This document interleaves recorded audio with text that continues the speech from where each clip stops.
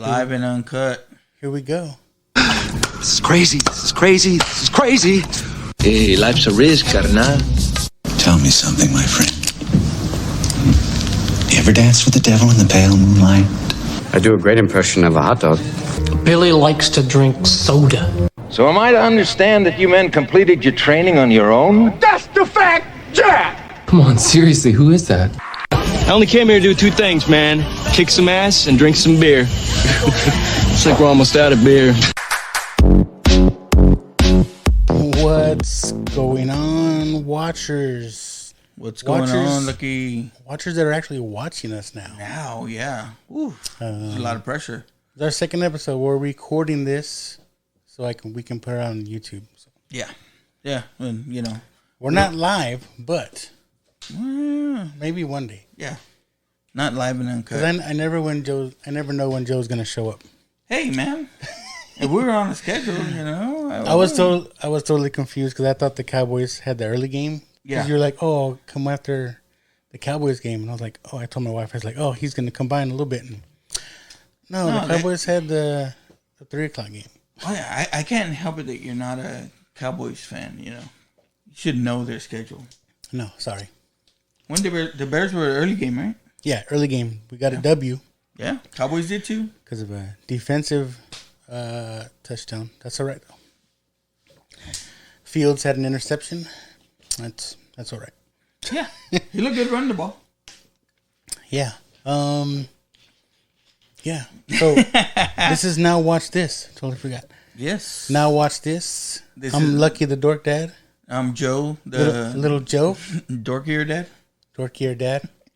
Speaking of Dork Dad, before this show, I had a show, Dork Dad Podcast, which it's still there. And there might be a future episode of the Dork Dad Podcast, but it's just gonna be me and Joe again. So yeah. It's just gonna be an episode where we don't watch a movie. Yeah. I'll be on there. And should we say what we're gonna do?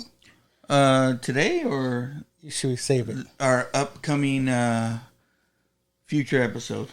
Our future. Should we save it? Yeah, I guess. Maybe we bust it out at the end. Okay, we'll talk about it later. So we might have an episode of Dork Dad Podcast. With the mixture. Yeah. I guess, you know. With someone we talk about every episode. Half and half. But what are we getting into today? We talked about getting into some spooky movies. We started off with Monster Squad. Which, I mean, I thought was loved, renowned, but, you know, luck, unfortunately, didn't think so. No, it's a good movie. I actually like this movie a lot better. Really? Yeah. I know you would, you know, because you're a cochino, but I had fun with this movie. Yeah, it was good. But what are we talking about? Well, growing up, you know, I always saw this person in everything. Like, I remember her being on, like, the Doritos bags and shit. Do you remember that? Like she was in an ad for that, and then Pepsi, and then I think Coors Light. Coors Light, that one in particular. I remember, like, they used to have, like, well, they still do, but, like, the cardboard cutouts, right? Cutouts at the stores. Right? Yeah. I remember, I don't have it anymore, but I remember we used to have a picture where I'm, like standing next to it and just like with her. Yeah. Who didn't do that, right? Yeah, and then you'd be at the store with like your mom and stuff, and she's like, you know, don't be looking that way, and you know, fucking, you just got a half naked Elvira standing there. So, so that's what we're gonna get into today. We're talking about there she is, Elvira, in the movie of the Dark. Elvira, Mistress of the Dark. I feel like that little thing. I just figured out how to do that. So. Yeah. No, hey, it's kind of cool. That was one of the things I heard about, is that our background was a little too plain here. Yeah, so I did that for this week. Oh, it's good. It's good. Elvira, do you know anything else about her, or like?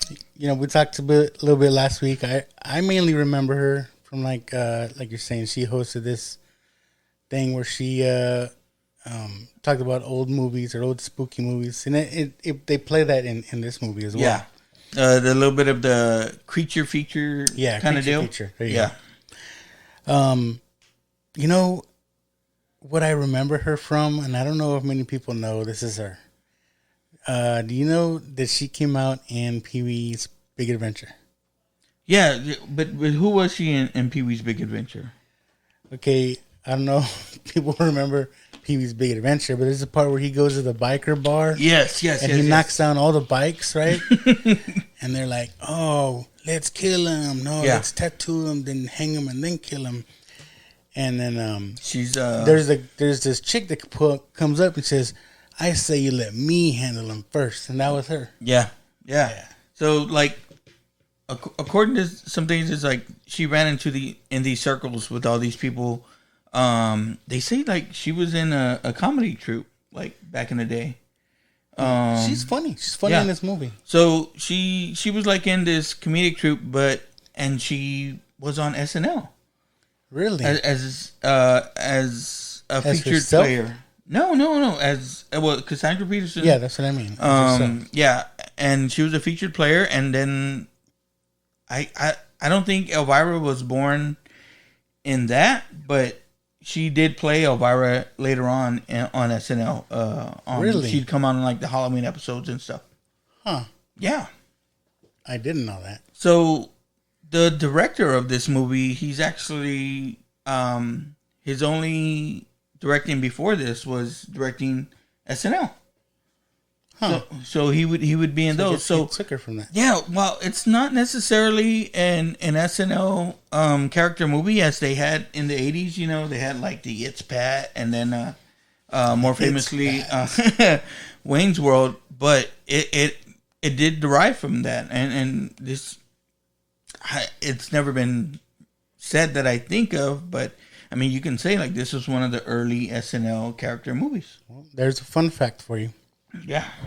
So she came actually, I mean, you go back to her story and she was like 17 years old and a showgirl in Las Vegas. Really? Yeah, she had to get her parents to agree to let her do that. And of course they didn't. And she actually ran away and became so much of a trouble that they finally just agreed to let her go. And she signed a contract for a year in Las Vegas, and man, like some of the stories that she had come out of there is crazy, you know. Joe coming out with the facts. Yeah. And more recently, she just had a birthday. And that was the crazy thing too, because like we talked about her last week. I had no fucking idea that her birthday was coming up. Who shares a birthday with Mr. CM Chuck from Just Another Friday Night, because mark it off. We made our obligation. Yeah, we mentioned talked about him. We mentioned them this episode. So yeah, that's 70 years old. Yeah, not CM Chuck. I mean, he could be. No, Cassandra Peterson, Elvira, 70 years old. She still looks good. I'm telling you. Good. And so she still does the Elvira appearances. I heard that she might have something coming out this Halloween as far as like a show or something like that. That'd be cool to look forward to. Wait. Dang it. What happened? I wasn't recording that whole time. I thought you recording audio or video? Video. I thought I did. You hit record here, not there. That sucks. Oh man, we're gonna have to start over. No. Oh, now I'm really gonna have to do some editing. The last couple I really didn't edit. What the heck? I wonder if everyone's hearing my ums. Son of a bitch. Hey. Well, crap. Shit. I thought we were doing good too. I thought so too. We'll do it over just for the video. Hey, I don't want to say like toot our own horn, but I mean, I don't know. I think all our shows are good, but like, I thought they were really hitting. I crack myself up sometimes. Okay, we're gonna start this again on video this time. Now that I hit record, I thought I hit record last time. Okay, are you recording now? Recording now. Ready? Good. This is crazy. This is crazy. This is crazy. Hey, life's a risk, carnal. Tell me something, my friend. You ever danced with the devil in the pale moonlight? I do a great impression of a hot dog. Billy likes to drink soda. So am I to understand that you men completed your training on your own? That's the fact, Jack! Come on, seriously, who is that? I only came here to do two things, man. Kick some ass and drink some beer. Looks like we're almost out of beer. What's up, watchers? So if you're watching this on video, I messed up the recording, and this is our second intro. So yeah, no, we're fine. It may not be as good as the first time we did it, but I can try and say everything I said in the first one. Let's just say I'm gonna use the other one for the audio only version, but those watching the video will see this second intro. No way, it'll be all unedited. We're just gonna send it. You're gonna have two intros? Yeah, I guess. No, people I can do that too. That way I don't have to edit. Maybe the audio will have two intros. You never know. Dose. But this is Now Watch This. This is Lucky, the Dork Dad, and with me is Little Joe. Yes, sir. All right, and yeah. This is a podcast where we talk about movies. We watch a movie or a TV show or watch whatever, and we talk about it, commentary style. Yeah, and now you're able to watch us and watch with us. Yes. Yeah. So we're gonna just talk about it again, but so we wanted to do some Halloween movies, spooky movies, and we did Monster Squad last week, and which is I thought we agreed it was like quite possibly the best movie ever. No. Oh, shit. Maybe for that year. No, we talked about that year. Yeah. That year some crazy stuff came out. It had some killers. So, yeah, Monster Squad, it definitely is a cult classic. Again, won't get back into it, but, I think people were happy, or there were some people that were happy that we finally disagreed on a movie a little bit. Yeah. We're not samesies all the time. Yeah, like, guys, I've watched every horror slasher movie that came out back in the day, and Luck hasn't seen any. I haven't seen a lot of them. No Michael Myers, no Freddy Krueger, no Jason. I've seen Nightmare on Elm Street. I've seen those ones. Which ones? All of them? No, you have? I think so. Okay. Because we didn't talk about that one. It was the Friday the 13th. I've only seen the Mama one, the first one. Yeah. But yeah. Apparently, like, in California, Luck used to go camping a lot, so he was scared to watch these movies. It was the kukui. They gave him nightmares. You're scared of the kukui. The devil kukui, yeah. Hey, do you remember that movie Legend with Tom Cruise? Yeah, man. Remember the devil in that? Oh, I love that, man. Tim Curry, man. Guy could do no wrong. I love that. If anybody has one of those models, I like that. I bet Chris Rizzo can put one together. Drawing? Yeah. All right, Chris. Challenge. But we have to do the movie. Devil. We have to do the movie Legend, though. Yeah. I'm on a thing where I kind of want to put out shirts of shows that we've done. So you gonna put a Monster Squad one? I can. Yeah. Did you like that picture we had last week? Where it we were in the squad. Yeah, where it looked like the creature had his arm around you. Yeah, and it was my son's arm. I was like, I had to look again. I was like, what the hell? Yeah. I was cool. Like, oh, I could use this picture. And yeah, it turned out good. Yeah. So what are we getting into today? We talked a little bit about this movie you watched last week. Yeah.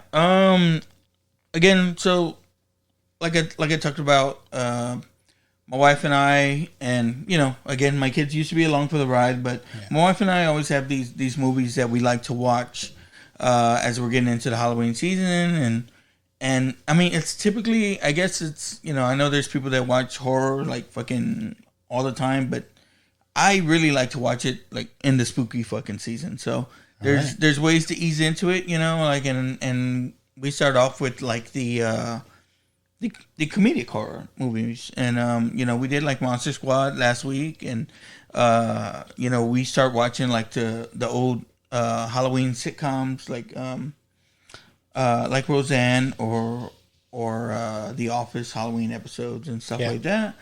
And before we start heading into the darker ones, but one of the ones we always hit up is the one we're going to talk about today, and it just so happened to be her birthday last week.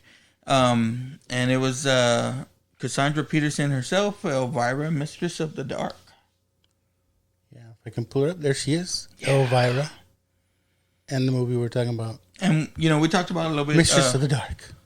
You remember seeing her like back in the day, man, like everywhere. Yes, she was in ad campaigns, Coors Light. You'd see the big cardboard cutouts in the stores, and that's what I remember. I don't have the picture now, but I remember taking a picture with next to and I would like put my arm up like I'm actually like leaning on her shoulder or something. That was fun though. Yeah. Do they still do that? I believe the cardboard cutouts. I've seen it still, not as much though, but you'll see it more. Like you won't see it in the fucking in the like Circle K or like. It was always like. But you go into like the bodega ones and It was always the women though, right? It was like the Bud Light swimsuit girls, or the Dos Equis girl or something like that. I remember, it's always women. Yeah, the store I used to go to, it would be like on Fridays, and they'd have you'd go in there and there'd be girls in there fucking giving out drinks, or like trying to get you to taste this new fucking energy drink that's gonna give you cancer in 5 years. Here's showing our age. Do you remember the Pepsi challenge? Oh fuck yeah! I remember always taking it because they used to give you something free. I remember. Yeah. So you grew up in San Antonio, right? Kind of mostly. I remember doing it at Splashtown. Again, my mom would drop me and my cousins off at Splashtown. She'd drop us off like at 10 in the morning, and then with no fucking money, just enough to buy the tickets or whatever, and then come back and pick us up at 10 at night, and we didn't fucking eat all day or whatever, except for what they were giving away at the fucking Pepsi challenge. Hell yeah. And you know what? And then I worked at Splashtown in high school. I hated those kids would be running around all day, fucking badasses. For those who don't know what the Pepsi challenge was, back in it had to have been 80s, right? Late 80s, early 90s, maybe. They had a thing where they used to see who could tell the difference between Coke and Pepsi. Did you always get it right? I don't know. I don't remember, but I remember I liked Pepsi more. Oh, so I mean, I get in phases where like I like Pepsi, and then they're like, you know what, I want some Coke, but I'm always back and forth. Oh. They're both good to me. I'm not again, except now I drink zero. Just my mom was Coke a big Pepsi Zero Coca-Cola drinker, and you did not touch her fucking sodas in the house. Like she'll buy us whatever the fuck we wanted, but don't touch her fucking sodas. So Coke was always real like fucking taboo to me. Like if I got it, it was fucking oh shit. Like I felt scared or something. Man, so enough about Coke and Pepsi. We're talking about Miss Elvira. Yes, Mistress of the Dark. Mistress of the Dark. You like this up here? People said we had nothing up here, so I put this stuff to take up this space. And if you see me looking down, I'm looking at the either computer or my little control panel here. If you see me looking down, I got Patrick Mahomes playing tonight, so I need to know how the dude does. All right. So, Elvira, Mistress of the Dark. Yes. So, if you guys want to watch along with us, it is on Prime. Yes. It's on Prime. It's available. I want to say Tubi as well. Okay. It's available a few places, but yeah, it's readily available. Again, it's a funny movie. It's kind of crazy the way it came out. Like I talked about earlier. The director is a guy who directed a lot of Saturday Night Lives, and Cassandra Peterson was a featured player on Saturday Night Live, so she did a lot with them, and she was in a comedic troupe as well, the Groundlings. So you've known a lot of people that have come out of Groundlings, and been actors or whatnot, like the lady that plays the kind of I can't think of her name in this, but she came on Ferris Bueller. Oh, he's a righteous Grace. Dude. Yeah. So she's in this. I like movie, that because my daughter's name is Grace. So. And she comes out of that that Groundlings troop as well. So yeah, that's why you see a lot of the people that you do see in this movie here. All right, so we're just gonna get started and we can keep on talking. Yeah. Elvira, Mistress of the Dark. If you guys want to watch, we're starting right now. So I saw you all happy that you found your Mr. Wilbur talking the TriStar fucking thing. Yeah, I told you it wasn't I was like, crazy. You're fucking crazy, man. I told you it wasn't crazy. Is it gonna be an Amazon commercial? Oh, of course. Solos. Helen Mirren, she's pretty hot. For an old lady, that's another hot old lady. She was in that fucking one movie, Caligula or whatever. It's fucking basically a porno. The movie started now. A minute 36. An hour 36. Like I said, it's PG-13. It's kind of out there, but it's not. They don't show nothing technically. Technically, what they talk about. They show a fucking lot though. There's a part with Miss Ferris Bueller that I was like, "What?" Oh, yeah, you know what I'm talking about? Yeah. I was like, "What did you say?" Yeah, and then the thing is too is like, even though it's not necessarily scary, it's more funny. My wife and I is like we don't watch this with the kids around, or like with my younger daughter. My boys are older now and they don't give a fuck because it's real playful, but they do. Talk about some sexual stuff. Yeah, the best joke comes out of it is the sexual one. So, I think. And watching this, I was like, I didn't realize until the actual title came up. But there's a long opening scene before we actually see the title of the movie. Yeah, and this is basically what I remember her being known for, and she hosts these crazy ass fucking horror movies. Yeah, these cheesy movies. Yeah, that would come out on. I remember it being like on the USA Network or on AMC or something like that, and I remember them coming on. Now we had those on Channel 35 and Channel 5 and KBB growing up that hosted them locally here. Right. None of them looked like Elvira, but What's crazy is like, what kind of TV station was this? It's like they're hurrying up and finishing her show so the news can come on. The same stage, whatever. Okay, so she kind of got her look. They said after a more an earlier horror host named Vampira. And it's very much that same look. I remember there being a joke about her in Roseanne where one of the cousins came, or one of the friends came as Morticia, one of them came as Elvira, but they both kind of looked the same. So they were like, "How dare you come dressed the same way as me?" And she's like, "No, I'm Morticia." So it's all that same kind of look. I like how she's the host, but like she really knows these movies are stupid. Yeah. She plays to it. And so what I kind of heard about is these studios or these stations would buy one movie, and if they bought like this movie, they got along like 3 or 4 other movies that were like trash and shit like that. But they had airtime to fill, so they didn't know what to do with them. Yeah, they do something like this, and they're making fun of it, but it's still something to put on, and pendejos like me at night were watching. It shows up a little later, but I always remember these shows like playing in the middle of the night, right? Yeah.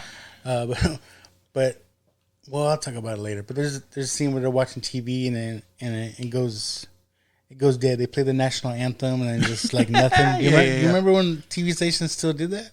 Yeah, and they'd go off air, right? Like at like 4 or 5 in the morning. And I remember if you were up that late, you're like, damn, there's nothing to watch. Yeah, you'd be fucking watching some how this was made documentary on KLRN. You can add that to the list of like things kids won't know or kids ever, don't know right? Nowadays, because now anything and everything is at your fingertips. So I remember that being the one of the good scenes in Poltergeist. Remember that?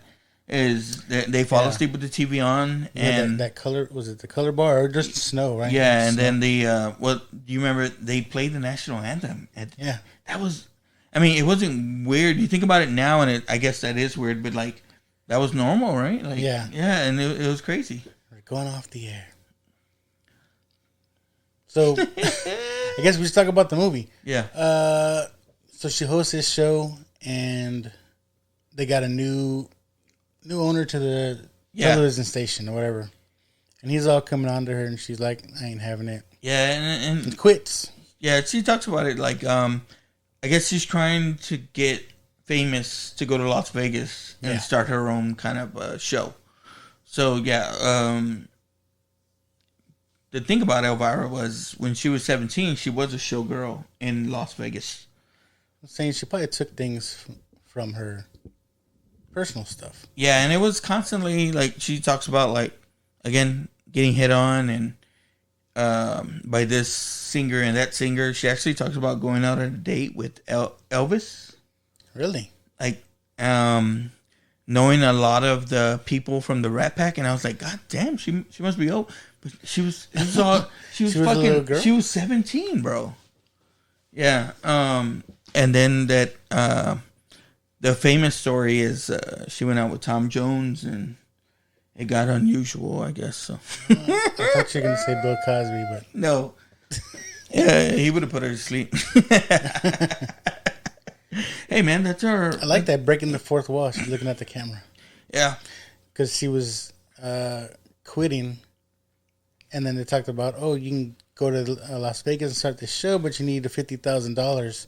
And then she gets a telegram saying her great aunt died. Yes, and she looked at the camera and was like, oh, what great timing. Yeah, and so she's set to inherit something, and she's imagining it's gonna be like millions of dollars or something. She's imagining like it's like Price is Right. Yeah, you get like a new car. And this is so timely, right? Because that was how the shows were like back in the day, right? Yeah. But again, you'll see throughout the movie, like she has different people in here that were famous, like not comedians necessarily, but like from the Groundlings and stuff like that, playing parts. The thing about it was, like you talked about, seeing her in Pee-wee's Big Adventure. Yeah, it's, you know, they kind of, people expected Pee-wee in here. He didn't come out. Some of the people from Pee-wee, you know, to come out in this movie, and while you had like a lot of people from Pee-wee's Playhouse are in here. Yes. Missy Vaughn. Yeah, Missy Vaughn's in here.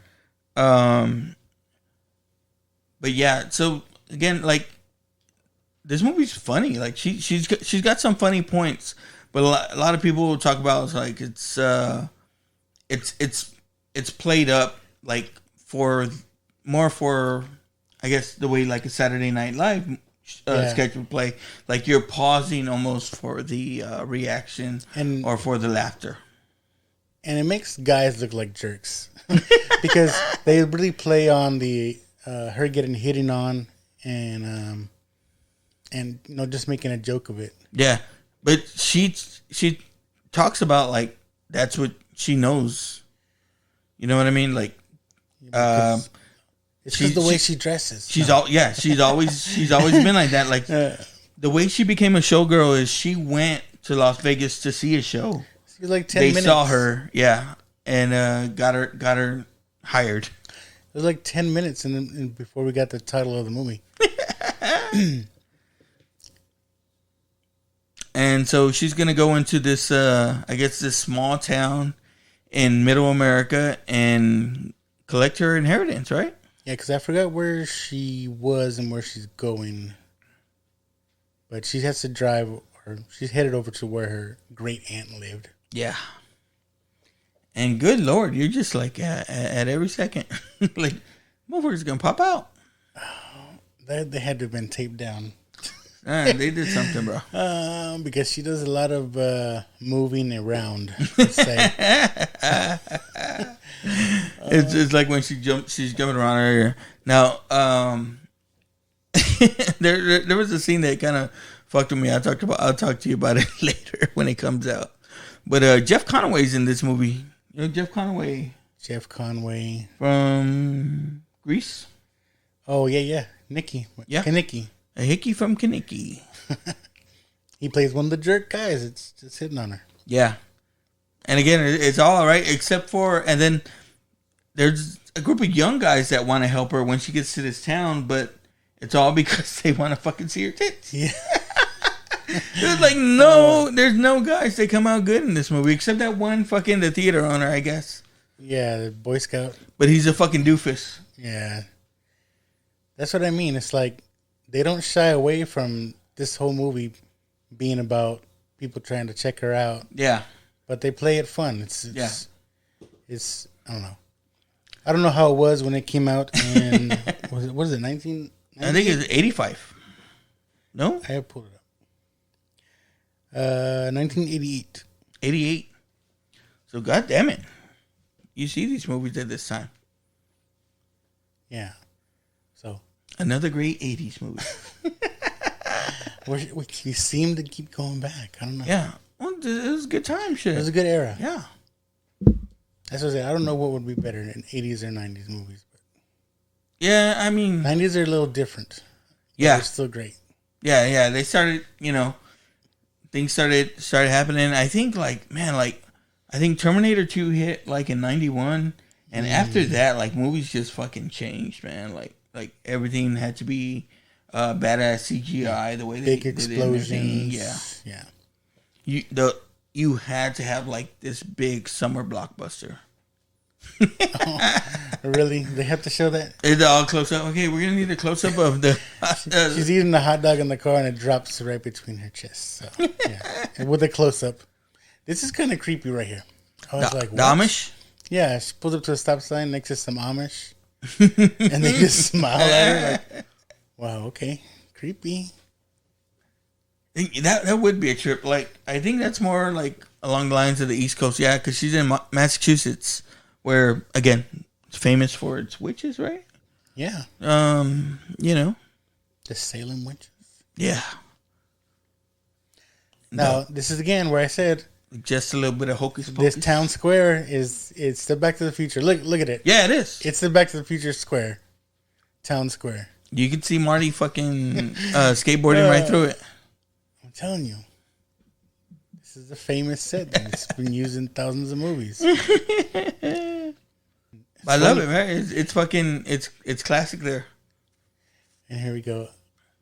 I forget her name, but Miss Winifred or something. From Ferris Bueller. Grace and Ferris Bueller. She's like the town's Karen. Yeah, Edie McClurg. Her name in the movie is Chastity Pariah, and she's she's the Karen of the whole town. The whole town is like a big Karen. Yeah, she's the bitch. She's the town bitch. It's kind of like Footloose. It's kind of like the whole town. They don't want anything crazy of ill repute. Everybody's all goody two shoes. And she comes right up and fucking tells her, right? It's like, oh, you wouldn't be accepted here. See, and she's already playing to these young kids. Yeah. No, push. I don't know if you recognize the kid with the glasses. He came out in one of the Nightmare on Elm Street movies. I was trying. Okay, yeah. He was this blondie guy or lighter haired guy.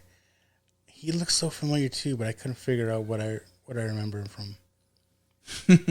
I like this part. This old man, he's trying to fix her car or whatever, and letting her know that she's gonna be stuck here for a little bit, and as she walks away, he's like, "Nice tits." Yeah, because, typical old guy starts to go rambling off on some story, and she's like, yeah, I'm out of here. And but like you think it's like typical old guy, fucking supposed to be good and nice and everything like that, and she's like nice tits. Oh fuck! Look at the 2 Mexicans in the town.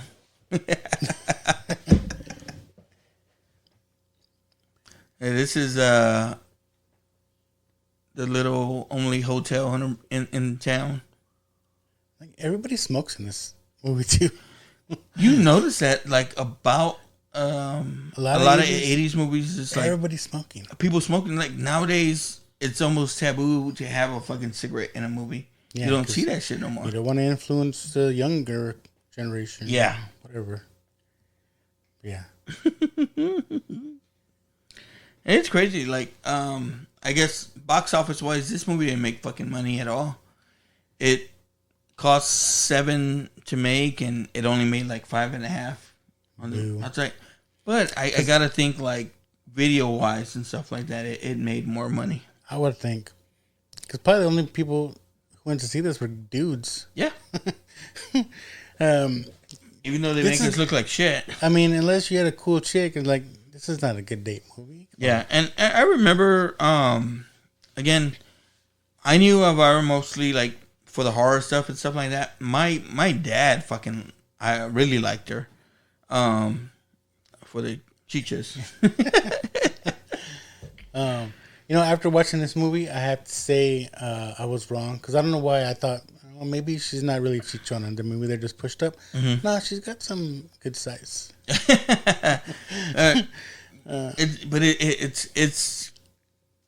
It's crazy, and it is kind of weird that's all she knows. But again, she's actually funny. Like she's funny. She's got good timing, stuff like that. But I guess it's one of those things. It's like when you hit with the character so well, and as far as I understand, like she has the rights to it and everything. So Elvira, yeah, and the character, yeah. So she's making all that money. She's made it like her own kind of. Like, oh my god, this kills me right here. There's Elvira everything. I just have to bring this up. So we're in the bowling alley. You got Kaneki and some other goon. Yeah. This one guy's looking at a comic book, and this kills me. I don't know if you recognize that comic book. That's the fucking Todd McFarlane. Oh my god. It's a Todd McFarlane. Yeah. It's Amazing Spider-Man $2.99. Yes. Which is the first appearance of Venom. Yes. And they fucking tear that fucking comic book in half. That kills me. Yeah. And then I think about it too. It's like, how many takes did they have to do that? Yeah. And how many comic books did they tear up? Well, that was, again, when this movie was made, that was off the rack, probably. Right? Probably. And again, it was just some random comic, probably. Yeah.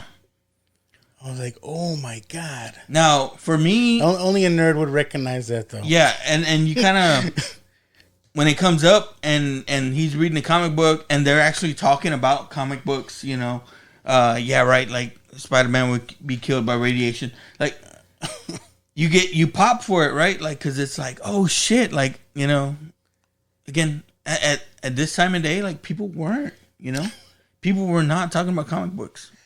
Oh, these guys, right? The other goon, not Nick Kaneki. He says, "Hey, can I show you something?" He's like, "Hey, that's not how you talk to a lady." Yeah. And then Kaneki goes, "Can I get a blowjob?" Yeah. And it's weird. Like Kylo Ren it looks old there, right? Like, right? That looks like Kylo Ren. Kylo Ren, the other guy. Yeah. Yeah. I didn't know he was. See, it makes dudes look like jerks. Yeah. Right. Oh, fuck. Oh shit, and here comes the hero. Boom! The Boy Scout. Superman, he's a big blue Boy Scout. I know. This chick, you recognize her? She comes on. What the fuck did she come on? I know what I remember her from. It's like... Oh, Dirty Dancing, right? Is it? I don't know. It's odd, but it's like not even a full part. I remember her. She's in Beetlejuice. As what? Remember that group that came over when they did the Day-O? Oh, yeah. She was one of those people. Okay. That's right. With her, That's so odd that I just remember from that. I want to say she came out in Laverne and Shirley too. I might be wrong. Maybe in the later seasons, Maybe. where they moved to California, right? No. You know what I'm talking about, Bill? Yeah. No, I want to say she was in the restaurant or whatever. I don't remember. The fuck is her name? Yeah. Now, this is one of the funnier things. Is like she's all coming on to him and everything like that. And she's fucking like throwing herself at him. For real. Yeah, and he's all fucking dumb jock. Like he don't nerd. fucking... Yeah, he don't know... he don't see the signs, I guess, or see the hints. She wants to go in for a kiss.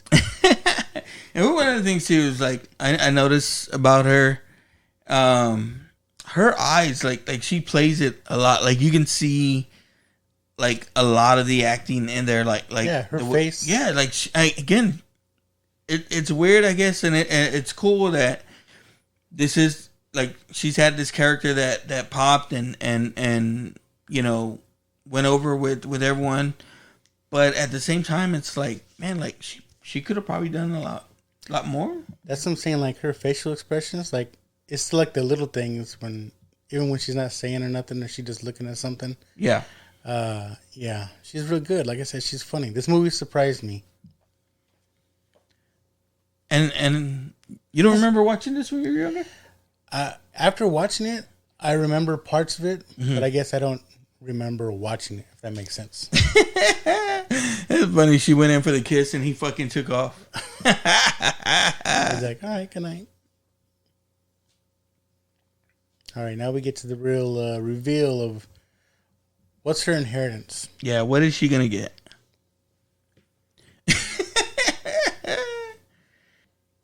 This dude just looks creepy, right? Yeah, and again, I want to say he was in a lot of older movies.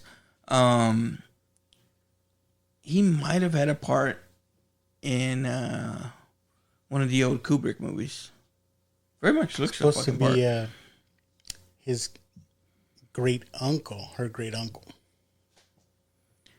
and it's the great aunt that passed away. Yeah, and then so she has a niece, and she comes in, and again, the inheritance is gonna be split between the uncle, the grandniece, and I guess the help.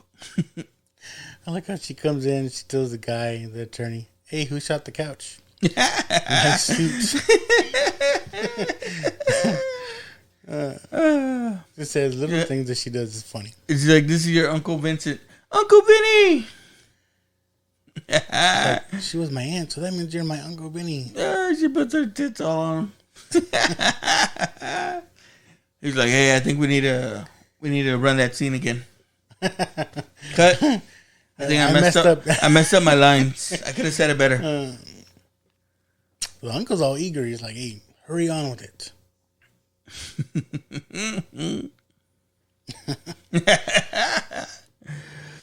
It's funny, man. When she talked about it's like 10,000 for the help. Oh man, she must have been loaded. I know. So the housekeeper got $5,000, mm-hmm. and then her driver got another 5,000. You made out like a bandit.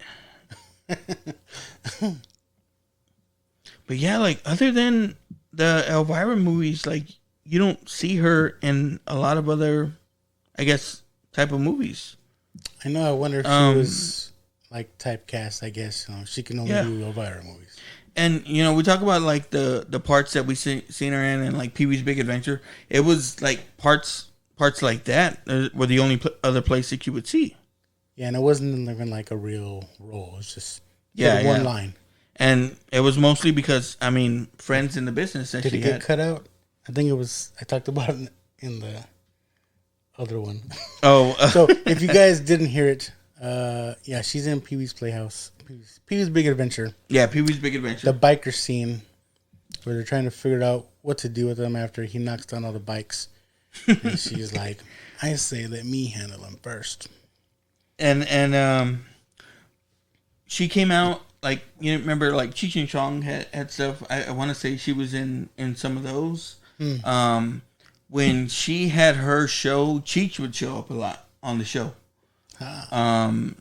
So Wonder again, if he hit that. They were talking about, like, I wonder why he wasn't in the movie. Well, her husband at the time produced the movie. He's probably like, yeah, I don't want that Mexican motherfucker around. You know how those dudes are. So she got the house, her aunt's house, and what they called a recipe book, a cookbook. Yeah, and so, you know, it'll reveal itself, but it turns out the aunt was a witch. Yeah. Of course, they're in Massachusetts. Along with her mother. Yes, and they kind of gave the power does go down to Elvira, but again, what she thinks is a cookbook was actually a spell book. Yeah. Now the uncle wants it. He's like, "Hey, I'll give you $50." She's like, "Yeah, sure. Come by later. Come pick it up." Yeah, she don't give a fuck. Like, yeah, she's like, "I don't want no damn recipe book." She is still thinking about how can she get the money to go to Vegas. Right. That's what she was interested in. Yeah, and again, that's the only reason she went over there. Again, you know, she finds out that the house. Did you see that shit? Her gum. She put her gum on the car to talk to him, and then fucking put it back in her mouth. What was funny is, like, right before that, those ladies are walking by, and she's talking to him in the car. She's on the sidewalk, and she's like, "Yeah, I'll do it for $50." And I'm looking at her like, "What the hell?" Yeah. Because again, like, fucking, you see your friend walking on the street, and you pull up next to him. You know, if you're being a smart ass, what do you say? It's like, "Hey, how much?" Yeah. I don't know why. I don't know if you saw it, but that attorney guy kind of looks like the dude from Willy Wonka, the Slugworth guy. Oh yeah. And then so again, the town pariah fucking tells this guy, and this guy, he don't want nothing to fucking do with these fucking people either. I know. And you know, so she's talking shit about Elvira, and she's like, "I'm trying to get rid of her too." So before you know, they'll be passing out condoms to kindergartners. And it's almost like this town is like fucking Footloose, right? Like, yeah, like they're a town without music and shit. And you know, once the music hits, they're gonna go crazy. All the kids, no fun. But it's almost true. It's like she comes into town and all these kids start fucking acting all fucking crazy. Again, so the attorney shows her the house. And like I said, there's always that one creepy house. Where looks all beat up, the grass overgrown. It's like, oh, and she got a dog. She got the aunt's dog. So they always say, like, right, like if there's a witch, like a witch has to have like an animal, with them or something. How do they refer it to? A friendly? Yeah. Or a vampire. I think vampire has a friendly too, right? Sure. But it's usually a shapeshifter. Yeah, it's like the vampire in Fright Night is creepy. His fucking helper guy is even fucking creepier to me. Like, I'm like, oh god. That painting, that's pretty much her without the black wig on. Yeah. So again, you know, turn the house over, and she's like, "What?" Like, he goes, "You clean the place up, man. You could sell it, $70,000." Which, fuck. Imagine a house that big for $70,000, bro. Shoot, I know. How about right now? Even in that condition, let's do it. Yeah. And so, you know, she gets the bright idea that's how she gets the idea of she needs to clean the house up and get it ready to sell. Yeah. She's not an animal person. Got a little white poodle, all puffy. She's like, what am I going to do with you? She's got to make it punk rock. And from what I heard is, like, this fucking dog is in everything. The dog in the movie? One of those dogs? Yeah.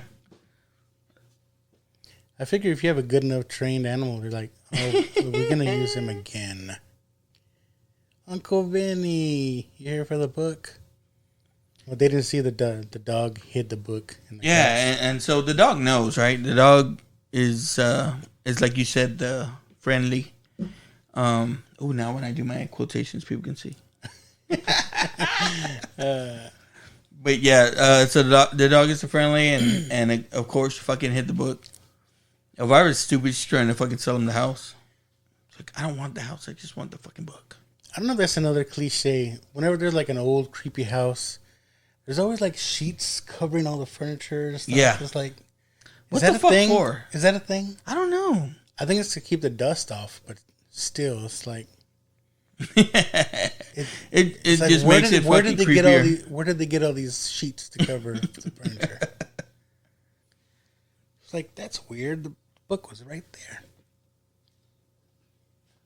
You promised me the book. Don't get your pennies in a bunch. And the fucking guy, again, he seems so out of place in this movie, right? Like he seems like almost like if he's like English or something. And I think he is because I saw his teeth and they're pretty jacked up. But like he's from fucking, like he's definitely fucking, you can tell. But he seems out of place in the movie, but it works, right? Like it works as the villain and as the... I think they always gotta show her bouncing. Look. Bouncing on the bed. It was funny earlier when she's fucking, when they find out, she finds out she won and she's just jumping. Oh. Now we got these kids, right? Again, like you think like, oh, they're good kids. They're fucking trying to help her. No, they're like, hey, did you bring the camera? Yeah, and I guess this was a fucking thing back in the fucking day, right? Like, Peeping Toms. Yeah, Peeping Toms. I mean, we saw it, right? In Back to the Future. Yeah. Cochino. But it's raining and they have a Polaroid camera. I mean, I remember Polaroids, but I could be wrong, but I think water would have messed it up. Yeah. Right? Definitely. Water would have messed up that picture if it hasn't fully been exposed yet. Yeah, and this was the part that the kids, like, they told us, cover your eyes. Which they didn't even show anything. Yeah. But they sure were getting undressed. Let's say that. We saw this too. Was it Animal House? Animal House. One of those movies, right? Where they're climbing up the thing to peep again. Be Maybe. Peeping Toms. Sorry, I'm getting distracted. It's so fucking funny, man. Like, this is another thing too. The people that go behind the dressing screens. Yeah, it's like, who has those? I've never seen those. Who has those? And why would she go behind there? There's nobody else there. Yeah, and then it's fucking. It was it had to be like a 80s fucking cliche, right?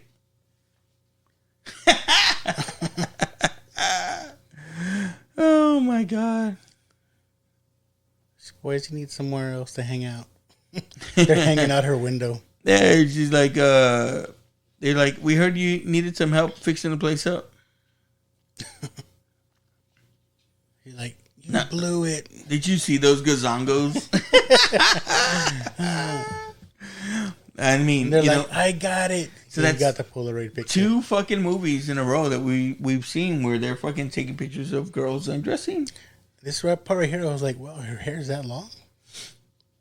Oh yeah, it looks like the fucking the Hydra sign. Hydra. Oh, she's dreaming. Yeah, right. She's having a nightmare, and this is when I guess the aunt kind of tells her some shit. She hears something. She's going up to the attic. Fuck that, bro. I hear something. I don't even want to go to my living room. we actually fucking heard a noise in the house the other day, and I got up and I ran over there, and my wife's like, "Did you take a weapon?" I was like, "No." Like, what if it was somebody? I was like, "Oh, I didn't think about it." It's another thing. It's like, heard a noise. I don't know where these houses are, where their attic is like so huge. Well, definitely for a $70,000 house, you're gonna get an attic. But I mean, like these attics where you can like store stuff and everything. Yeah, they always have like old trunks and like lamps and all kinds of stuff. I think it's got to be like a more classic house type of. You always see that in the movie though. It's like, like they have all this stuff. Like famously in Christmas Vacation, where he's up there fucking watching a movie, right? Yeah. Or in another Christmas, Home Alone, where he has to go sleep up in the attic. All right, and the boys show up all fucking horny. They're coming to go help her fix up the outside of the house. And let's do it. You know, of course, they got to show that. Yeah. And again, these motherfuckers charging people to come and volunteer. She's like, grab a hammer and start banging. Everybody getting distracted. Yeah. And then, you know, the girl who she talked to earlier about, you know, she was getting, her parents getting after her about makeup. She comes out to help. Randy, like, young lady. Yeah, Robin's mom is the one that runs the only little hotel. No, that's her grandma. Oh, and I think that's supposed to be her dad, which is weird. I don't know. Okay. That's what I'm telling you earlier, right? And in the beginning, when they're going in there, I want to say they play a mom and son. Like, she's her son that fucking runs the place or whatever. The hotel. I thought they were husband and wife. No. I think it's the mom and the son. And we get to the potato salad scene later on, and it's like, what the fuck? Well, that's why I'm saying I thought they were husband and wife. I don't think so. So they're all helping out, and they're just like handing out cans of paint, and they finish up. The house is like all multicolored, and she's like, "I love it." Yeah. They think she's gonna shit on it, and she fucking loves it. Okay, Mr. Meeker and Mrs. Meeker. Maybe they're husband and wife. I don't think they're husband and wife though. I guess. And what is this little town meeting? Just talk trash about people. I'm like, what is this meeting? And it reminds you very much of. I mean, we saw Porky's, right? Like, you know, the lady comes in and she has the meeting about the kids with their wings. Yeah. But it says council chairperson, and then it's just other random people. Yeah. So, you know, the coach or one of the teachers found the Polaroid that the kids had, and they're passing it around. Like, oh. And there goes fucking another Now Watch This fucking alumni. The dude from what's it fucking? No Holds Barred. No Holds Barred. Yeah. I was going to bring that up. And he plays the asshole again. Yeah. Which he's so fucking good at. I like his scene later. It's funny. Is it? I might be right after this. Yeah. They're saying we gotta get rid of her. So shut up, Leslie. He's gonna go help her sell the house. Yeah. He's fucking, and again, he's the classic fucking asshole, and makes us look bad again. Yeah, because like every little while, like he tries to like put himself on her. And every fucking guy that she meets is like that. Like, it's fucking crazy. Like, he's not even looking at her face. Yeah.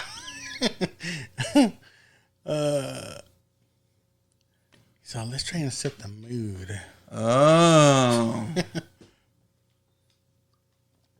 Closes the drapes. Like, the less we see, better. Yeah. He's trying to hook up. Look! You see that part? Yeah. He like goes up behind her. It's like, what? Can't do that shit. And it's only PG-13, I guess. Kicked his ass out. That's funny. What's funny is like the dog's a badass. So he was all coming on to her, right? And what's funny is like, oh, it's coming up later, but she's talking to her agent. Yeah. And she's like, I almost sold the house. I swear it was like 6 inches away from selling the house. Oh, fuck. Oh, she had the open house and nobody came. And I guess because she didn't fucking sell it with that guy or whatever. But, he's the one with the fucking morality police fucking. But you would think if they wanted her out, someone would have said, okay, we'll buy this house from you. It seems like they practically run the town. That's where she's talking to her. She's like, I'll come up with the money. She's like, I was 6 inches away from selling the house today. She hits those little jokes, right? That fucking, they're good. And I guess like sometimes, I don't know. I mean, obviously not meant for kids, but like it's more the adults that would get the joke. You know what I mean? Yeah. Oh, and then now she's looking for a job in town, and the town fucking Karen's got to talk. Like, you better not hire her. But then I like what she falls into is where she hooks up with the dude, and he owns the movie theater, but he's only shown like fucking PG movies. I think it's rated G. Yeah. It's like, what? And that fucking, she comes up with her thing. That is fucking funny. These guys are looking for the book. They break in the house because that old dude, Uncle Vinny, wants that book. And he comes down, did you find the book? He's like, no, but I got these underwear. He's like, they're edible. And he starts eating them.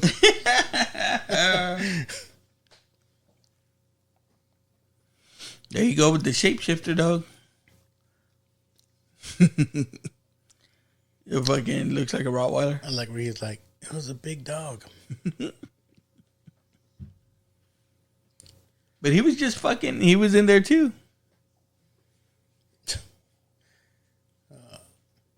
He must have been the size of a buffalo. Fucking Kylo Ren. He does look like. I'm telling you, man. An old bum Kylo Ren.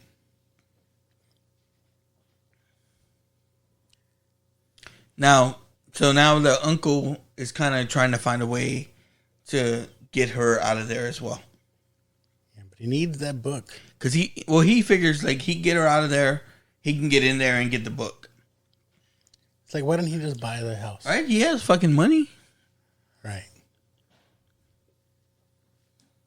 Oh, this is fucking funny. She sees the open letter and she walks around it and boom, she gets hit in the head. And this is the best joke in the fucking movie.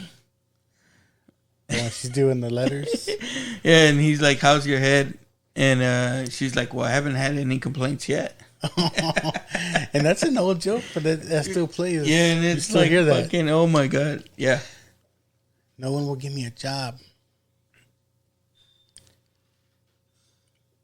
Ooh. You know what your problem is? That chastity lady.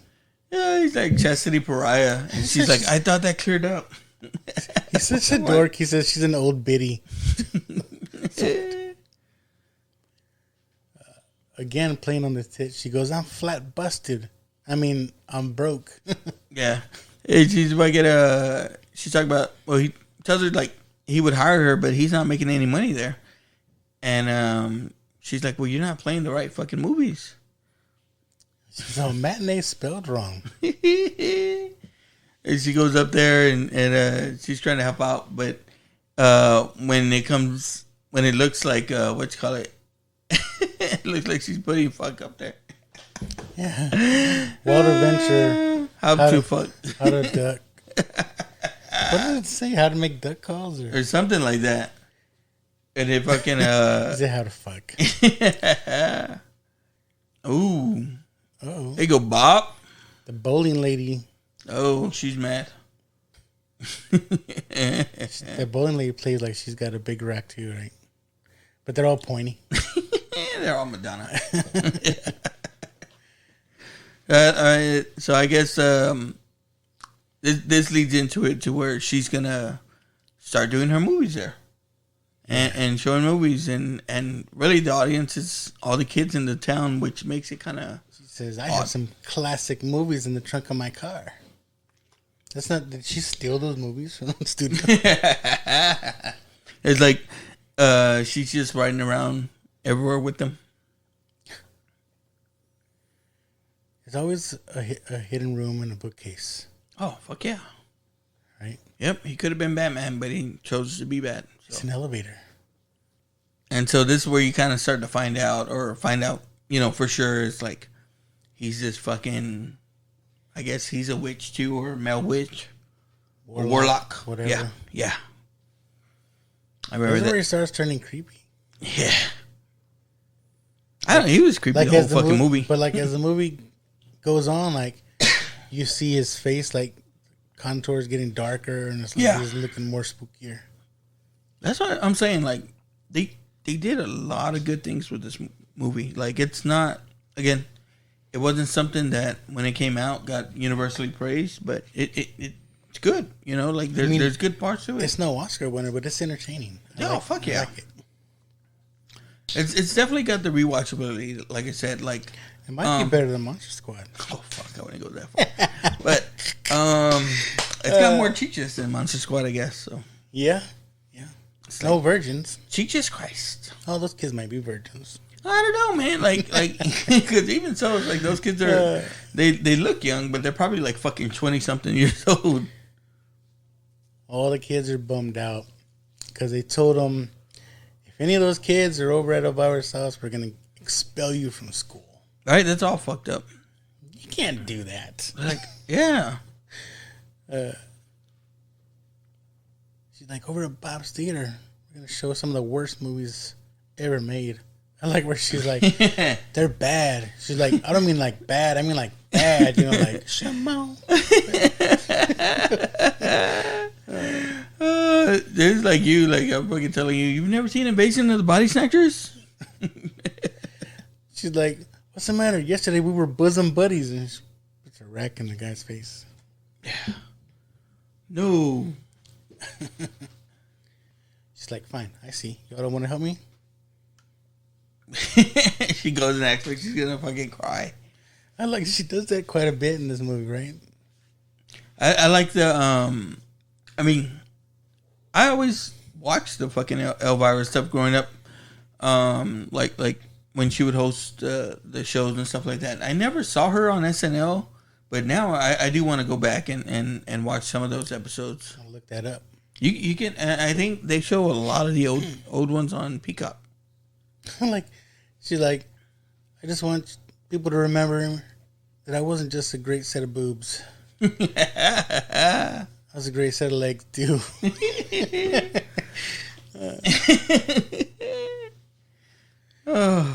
She's like, and just when it all comes down to it, just remember two simple words. She's like, any two words. As long as they're simple. And the kids feel bad. They're going to fucking...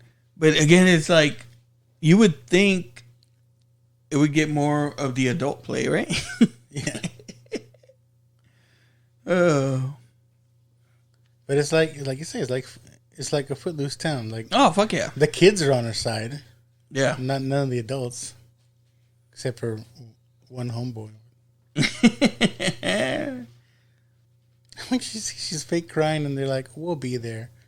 She gets up like nothing. All right, be there, 12 sharp. Ooh, and then the other town bitch fucking overheard. Patty, because it's Patty's tidy bowl. Holding out.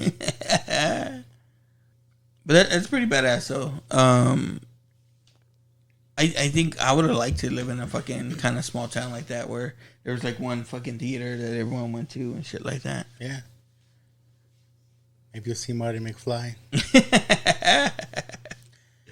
Oh, fucking scrolling by, and that shop was probably the fucking malt shop too. Might have been. I bet you that fucking that lot is still there and still used. Oh, I bet, no doubt. That'd be interesting to go and see and fucking try and look back and see where that lot has been used all this time. I know. I don't know. You ever been to Universal Studios? No. Well, in Florida. I don't know if they have a studio tour in Florida. Yeah. I've been to... That's the only one I've been to. They have a studio tour in the one in California. California. And they actually like take you down those sets where they're like little streets and stuff. And like, oh, this is where this was shot. This is where this was shot. Sometimes there's actually actors down there. I think that's weird. Well, not weird, but it's like the theme park is part of the actual studio. Yeah. Like I like the one in Florida, but I was always like, man, like I wish I could go to the one in California. The one in Florida though, they have like a monster themed where they have all the Universal Studio monsters there. You got that girl hiding behind the curtain, and they show her chichas poking out. Pointy chichas. Did you ever have to sneak out of the house, man, to do anything? No. My mom was kind of cool. Like if I went somewhere, yeah, she'd be like, "All right."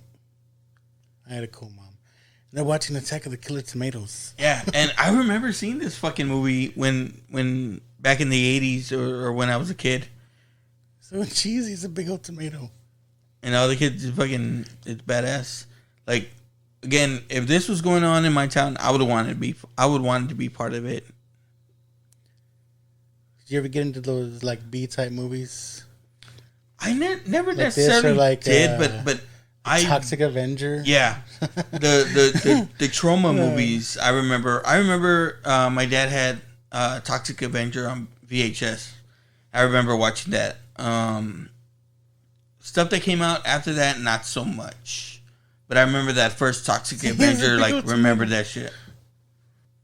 Like that Robin girl got all dressed up, and that one dude's like, "Oh, you're hot now." Oh, and that was the thing too, right? Like I didn't even recognize that bitch.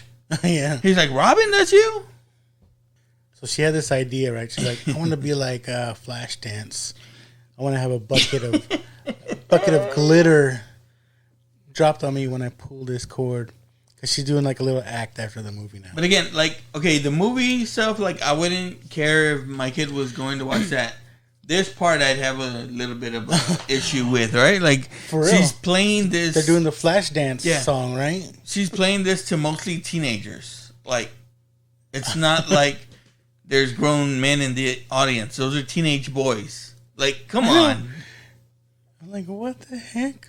This was one part I was like, what? Again, I'd be mad that I wasn't invited, like if I was the parent, but still.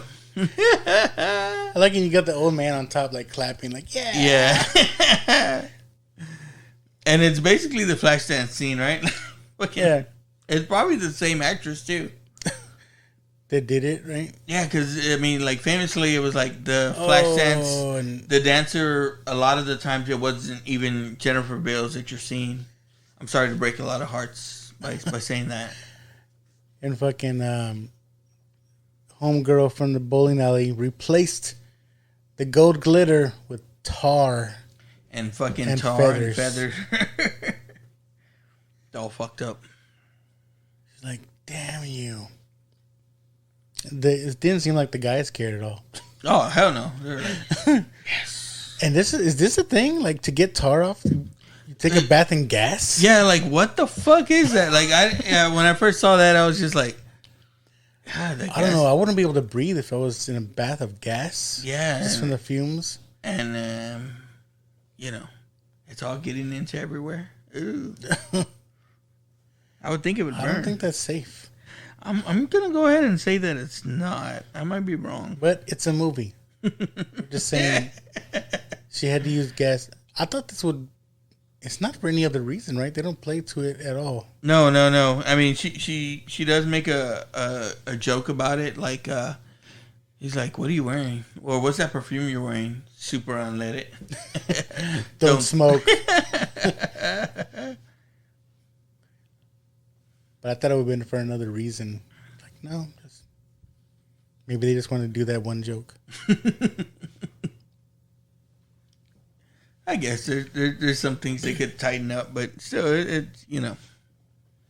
Look at her, like she's all liking his ass. She wants the kids to get out of there so she can get some booty. And like, how late is it? And then because that show started at 12. Yeah. The movie finished. She came home, took a bath, and those kids are still there at her house. Well, there you go. You know, shows how late it is. The fucking there it is, the national anthem. Yeah. And the TV cuts off. Do you remember there being stuff like there being plain beer like that? They just said beer on the can. Yes. Yeah, and then like different stuff like show you how broke we were. It would be like just a white bag and it would just say sugar. Yes. Yeah. Or flour. I kind of miss those. It's like now you have store brands. Yeah. But I remember going down that aisle. It was just nothing but white boxes and white cans. Yes. Remember that? Yeah. It'd say corn or it'd say peas. Yeah. Like you spent no money. Yeah. On any kind of pictures or anything. Just print a label that says corn.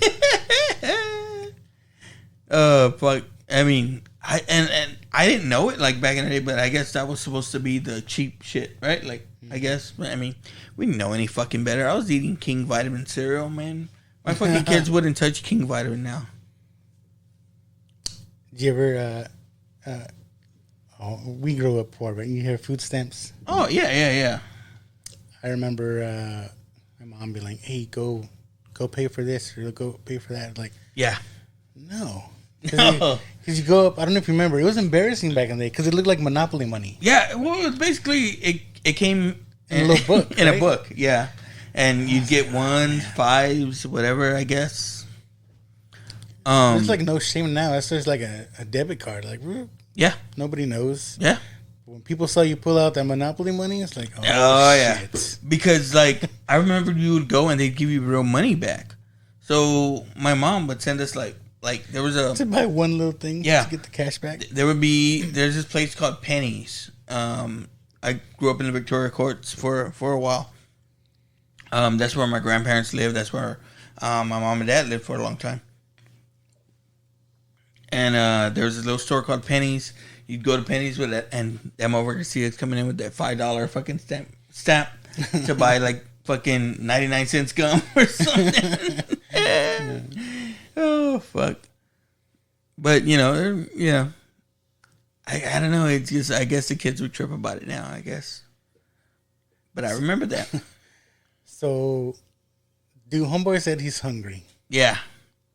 Did they bone? I don't remember. I think they did. No, he still don't know. But she's like, "Oh, I'll cook something up for you from this old cookbook." And again, she has ingredients there that was her aunt's. So how old is that shit? I like she makes this whole pot of stuff, and she's like, "It looks like caca." Just throw some cheese whiz on top. But I remember like fucking like potato chips. Like, I'm just smash them. I remember there was a lot of times like your mom would have fucking old ingredients in her cupboard like that had been there fucking forever, ever. Yeah. My mom still does that to this fucking day. It's like where she'll bring something over. I'm like, Mom, this shit says it's expired. She's like, no, it's good. Do the little spices really expire? I don't know. They might get stale, I guess. You fucking come out and you try to pour out the little bit of spice and the whole fucking block comes out. It's all stuck together. Yeah. Plunk. Yeah. You're all fucked then. God damn it. No, my wife was crazy about that though, man. She'll fucking like it'll be like once every month or something like she'll start going through shit like if it's expired and I'm like, I just fucking bought that shit. Whatever she concocted turned out to make this little lizard creature thing. It's coming out of the pot. It's a fucking monster. It fucking shows like she's got some skills, I guess. They're like, it smells good. It's fucking funny.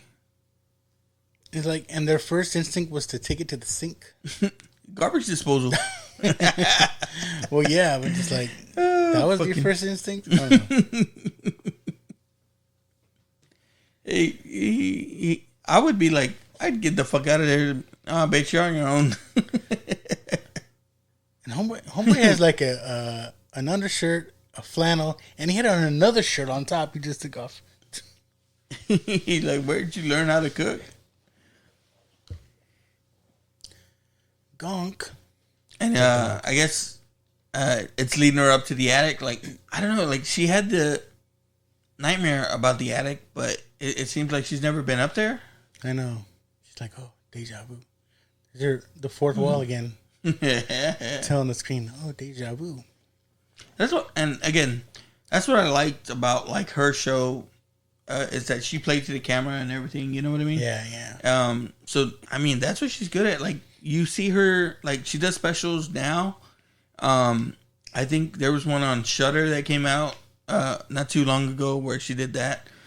She did a lot of like she does a lot of little stuff different places. Like there's been other Elvira movies that have come out or specials that have come out since this, and a lot recently is like where she's done her own thing, and again she's funny, man. Like yeah. You know, you see her in interviews and stuff like that, and she's funny, and man, she has all these crazy, maybe not crazy, but like Hollywood stories about like, you know, how she got into the business.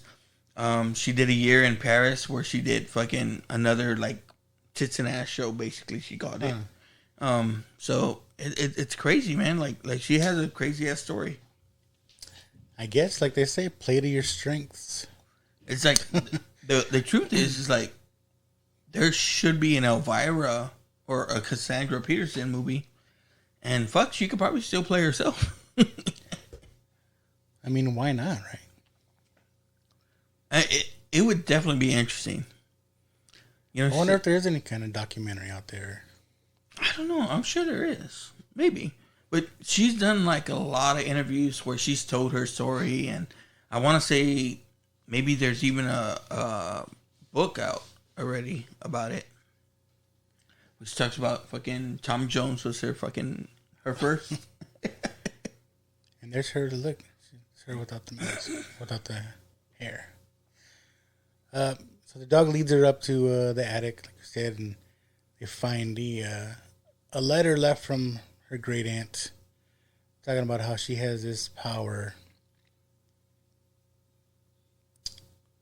And the fucking so they leave her there as a kid, and the kid, like, it always fucking kills me because she has like her makeup the same. Oh, I forgot they show that, right? They show her being left at the orphanage. They show her as a baby, all dressed up like Elvira. Yeah, with the big hair and everything. Oh, that's too funny. And there's the dog. Look at her. Eyelashes and everything. Lipstick. The babies are like, what the hell? It's a fucking spell book. You like Hocus Pocus? I thought we talked about this. I didn't see that. You haven't seen Hocus Pocus? No. My God, what's the matter? I told you that one like passed me because it's like that's a millennial movie. Fuck no. Yeah, I don't remember that movie. It came out in the 90s. I didn't watch it. Oh God. Oh man. I don't know about you anymore. I'm just like, I'm worried. Bette Midler. I like Bette Midler. Oh yeah. Kathy and Jimmy. She was funny too. Yeah. That's when she was still fat. So Elvira realized she has some powers.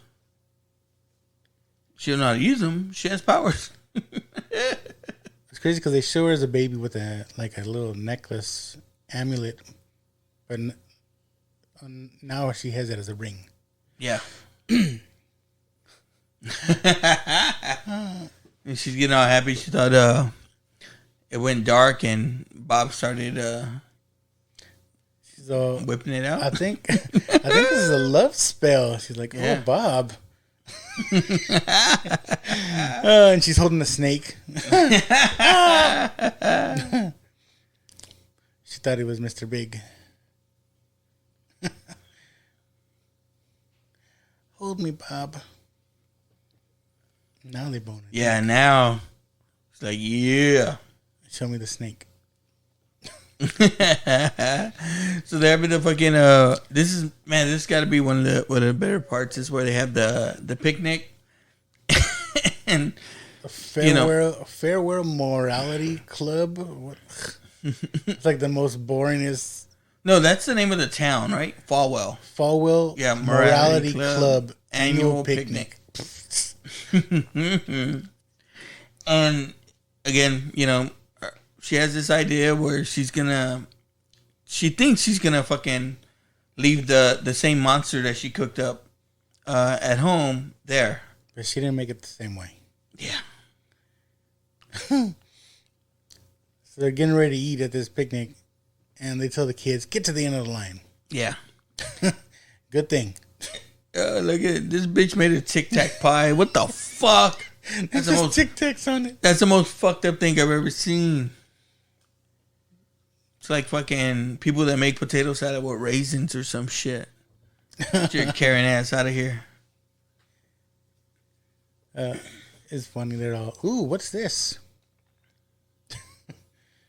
I wouldn't dig into that because it looks like some old carne asada. Been sitting out for a day or two. But there's there's nothing else like everyone brought salad. That's only meat. I guess, right? And then look, this bitch fucking sticks her finger in it. Like what the fuck, bitch? It's COVID. No double dipping. Oh, dude, I'd be like, what the fuck? She's like, this is marvelous. See, look. That looks like some old ass carne asadas. Yeah, old carne asada is good, man. But it looks like old gray. She substituted the filangua with hamburger helper. And I guess it's like so delicious. Yeah. All the adults fucking clean it up. They're drinking Slice. Remember Slice? Oh man, what was that, like fucking Sprite? And everybody's like, this is so good. The pot's empty now. And it's all the adults are eating it, right? Oh, just the adults. I know. It's like there was none left for the kids. They don't even show the kids anymore. Like they're gone. Yeah, and then this bitch goes out there and she cleans the pot. She fucking goes out there and she's just fucking eating. Everybody's like scooping it out. Everybody's getting frisky. Yeah. And he's like, "Does it remind you of something?" No, what's she doing with just a fucking? She's got an empty taco shell there. What the fuck? And then she puts the hot dog in the taco shell. Yeah. Yeah. You know what that's supposed to mean? Wow. I mean, I think a hot dog bun could have played the same. Yeah, I guess. Nah, it's gotta be taco, right? Like, it's gotta be a white taco. What the fuck? Look, everybody's all horny now. Yeah. This part right here. Yeah, There's a guy on the floor, and she's like, "Excuse me, is this face taken?" Yeah, is this seat taken? She goes and sits on his face. She says, "Is this face taken?" Oh my god. That's the part where I was like, "What the heck?" Karen is getting down. And the whole fucking town's getting after it. Like, oh fuck! This old lady, come on, stud. She got fucking stole by the where's the beef lady. This part. That husband and wife, she puts mustard on his ear and starts licking his ear. This is some crazy white people stuff right here. Oh fuck yeah! What is so? Fucking crazy. No holds barred dude is just there fucking naked. What the heck? Still fucking serving each other and shit. Uncle Vinny knows what's up though. Yeah. It's an old family recipe, Uncle Vinny. He's like, I'll give you $500 for the book. This bitch, he's fucking threatening her. But is Did the whole Wizard of Oz thing. Yeah, I'll get you and your little dog too. Oh shit! Look at this bitch. Uh-oh. Claw's coming out now. Help. Elvira already boned him. That's his. That's hers. Oh, this is the part where we almost see something. So, do you always wear that same dress? This is where she ends up busting, right? Yeah. Busting this chick with the pointy boobs. Ooh. She wants her man. Yeah. Boom. That was a totally different girl that fell. It had to have been, right? That was a totally different girl that fell. It was a guy. She ripped off her shirt and like her boobs are all padded. Now, again, that lady looks so fucking familiar. She's come out on a few different things, so I want to say there was one that I saw that we might I like when he recognize. tells that Karen lady, it's like, you could have worn out a mechanical bull. They're all pointing fingers at each other. She was an innocent onlooker. Onlooker.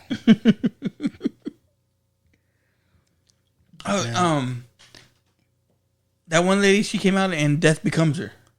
Okay. She was one of the friends on there. I was like, fuck, where do I know her from? Look, she's all mad. They said they should make her ride out here on a rail, and she's like, she might enjoy that too much. It's like, what the fuck? So Uncle Vinny brought up some old records, town records, saying we can. What did it say? It says she was breaking rules or whatever. Yeah. We can go back to the old days and treat her like a witch. Yeah, and so the fucking whole town seems to be fucking. And they're about on it. board. They're Yeah, like, yeah. Yeah, it was fucking her fault. The whole town is down, saying, "Yeah, let's burn her at the stake." This part, they always show her. Look, they always show her moving. They zoom in on the boobs and then zoom out to her. And they put the dog in there with her. Really? It is fucked up, but again, this was shit. Like, I mean, if you ever fucking read up or hear about like the Salem witch trials, they did some fucked up shit on account of nothing. I know. It's like, how many innocent people did they kill? Oh, and it was like, if you died, oh yeah, she wasn't a witch, but you're dead. I know. Oops, Yeah. my bad. Like, get me out of here. But how? The book. And in movies too, it's like people come see them. They can everybody goes up to the cell they're in. It's like, does that ever happen? Fucking Bob's dumbass gonna go get it and cast a spell. The kids, the teenagers, are gonna come save her from the jail. But look, I'm telling you, Like, dude, they're fucking getting ready to fucking burn this bitch. Like, what the fuck? What like kind they're of shit setting up is like this? old school, like fires burning at the stake. Like, what the fuck? For casting a spell. And the kids have a brilliant idea to drill a hole in the ceiling on the roof to bust her out. Fucking, it's a Joker. Looks like the Joker house, right? Right? Those colors. Fucking purple and green. Red and green. Of course.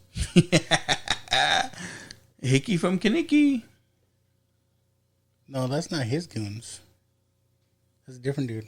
No, that's his goons. That's What? Kaniki. Was it? Yeah. I thought they were a different dude. Nah. It's only two bad guys in the town, man. Now she's like, what the hell? The dog turned into a mouse. Or rat. She got It's a those rat big or a ass mouse? fucking eyes, yeah. It's probably a rat. Oh, fuck. And the whole town now with pitchforks and torches. It's all fucking Frankenstein.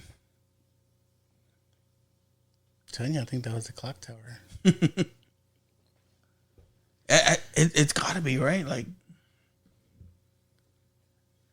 I wonder if there's something that says how many movies that town square has been in. right? Like it's It's gotta be, right? A famous fucking filming location. Even the priest is like the demons out and like puts his hands on her breasts. And so fucking the kids fucking they broke into the jail, but in a different cell. The wrong cell. So now the kids can't help her. But the rat's still out there. It's like the rat made it all the way to the house. Never fucking changed into the dog. Oh fuck! Changed it to the big dog. That's another one. Rottweiler? The man's best friend. Oh yeah, remember that one? It was pretty good. You know what I like? It had the chick from fucking it had what Ali Sheedy in it. Ali Sheedy.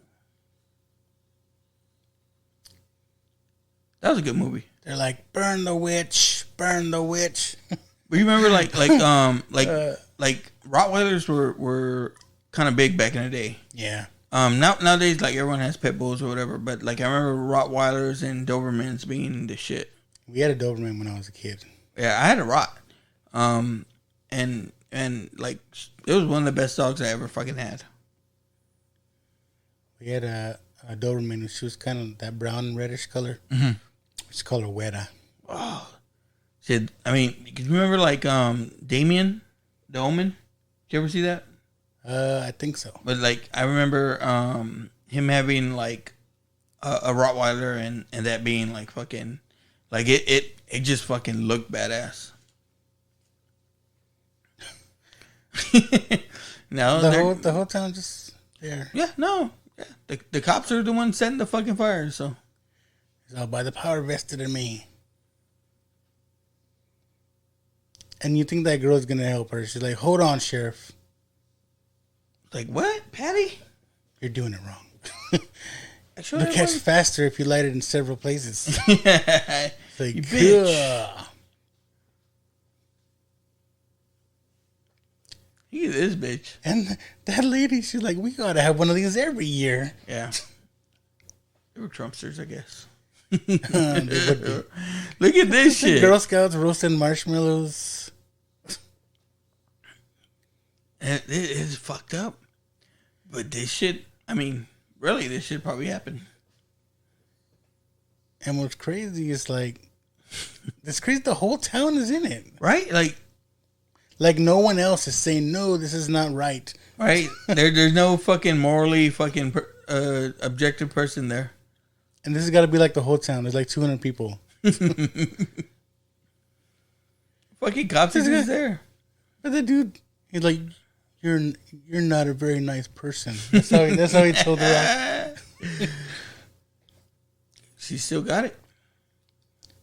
Just remember, you carry the power with you. She's like, my ring.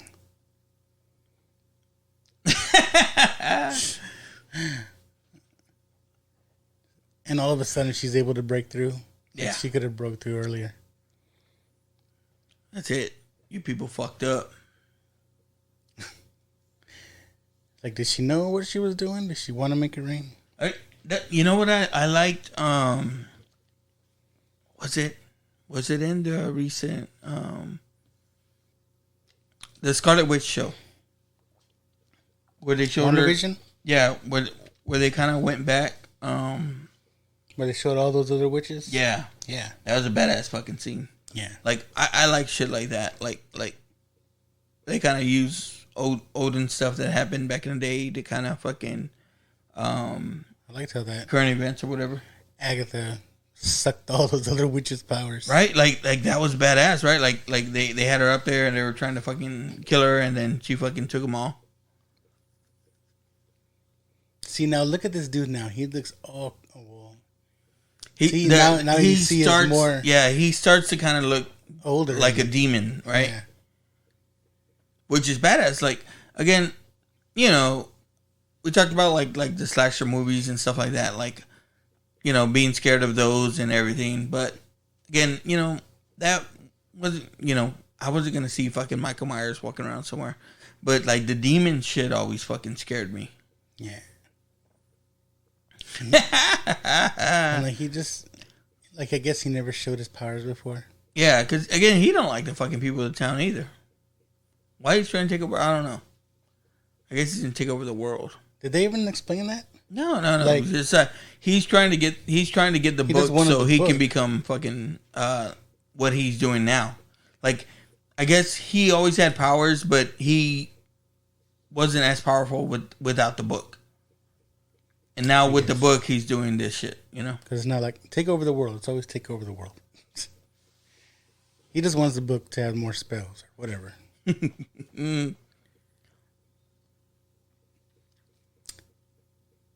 So that amulet won't save you. Didn't save your mother. It's like, what the fuck you call her? Boom. Oh, shit. Stupid. Oh, fucking dumbass. She's like, oh, you want to play rough? Take this. And she literally like throws the ring at him. She's like, shit. And there's something weird with this dude's eyes. There's a scene where I swear like one of them moves and the other one doesn't. I don't know. They did like he got the ring. It was almost like fucking Thanos getting one of the fucking powers. He's gonna do the snap. And yeah, he's revealing like he killed the mom or whatever. This part. She's not like Rambo. I guess that would be the proper movie to play off of, right? Right. Like at this time, I guess. Yeah. A little bit of Rambo, a little bit of Commando. She had like this big old bazooka and did nothing. And like, where did she even get that? So why the fuck's he limping now? I don't remember anything. I know, that's what I'm saying. Like he's aging or something. Yeah. Was it Did you see her jump over that fence? She's got some skills. She's ran from the cops back in the day. She was like, you could have gone through this hole in the fence. It fucking winds up in the cemetery. He's starting to look like the creep from fucking Creep Show. For real, that's what I'm saying. Like he gets creepier and creepier as like it's gotta be like at midnight he turned into a pumpkin.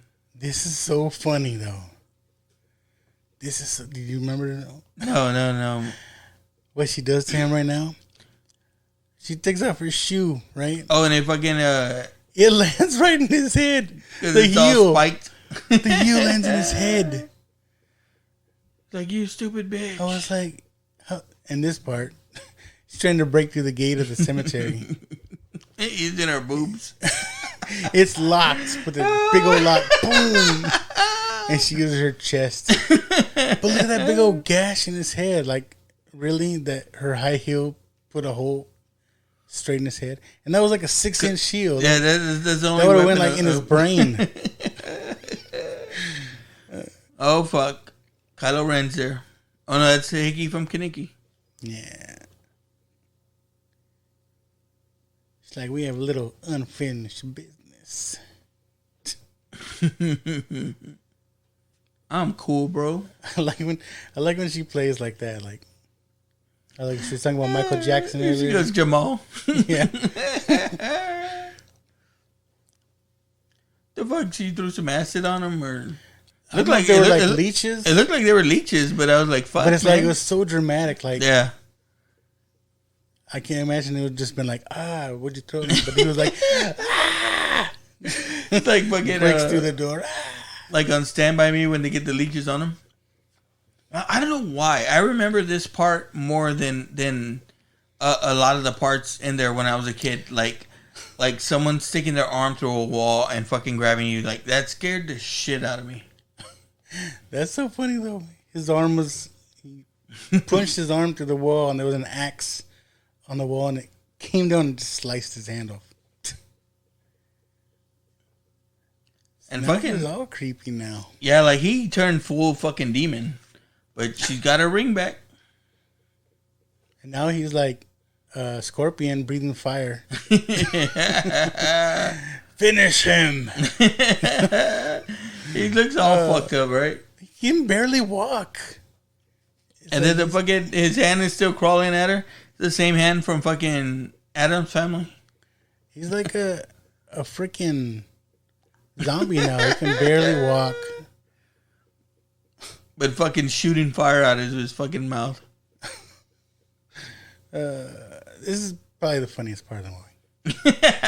Or the part that you can make the most fun of. Because this dude is... Yeah. Like, what's going on here? And you can tell, she has the Swartz with the ring. But you can tell, right? Like, they fucking did this. Like, they didn't have fucking shit planned for this shit.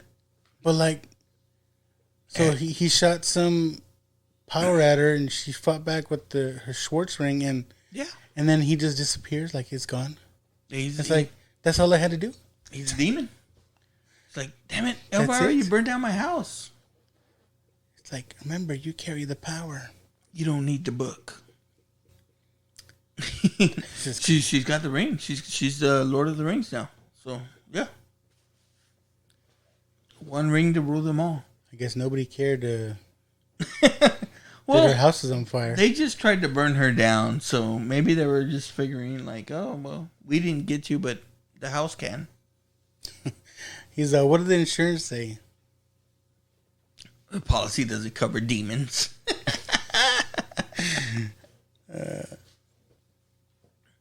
And Bob's still in love with her. He's like, gosh, Elvira. I know you had your heart set on playing Vegas. I never saw him in anything else. Like he didn't look familiar. He reminds me of like what's this? Beverly Hillbillies, the son. Oh, Jethro, because he's this big dumb dude. You remember there was like there was a couple actors back in the 80s, like they were twins and they were like these big old fucking muscle dudes. Yeah. They did a few movies, man. They were fucking stupid but funny. What the fuck? The whole town was against him, and now like the whole town is like, oh, fine. It's like you've touched parts of my son's body that I've touched. The fuck? Oh, that's where you're finally told her, shut up, you old bag. And now her car is good. The old man that like said she had nice tits. It's like, now I can go to Vegas, but I don't. Woo! It's like, we'll work something out.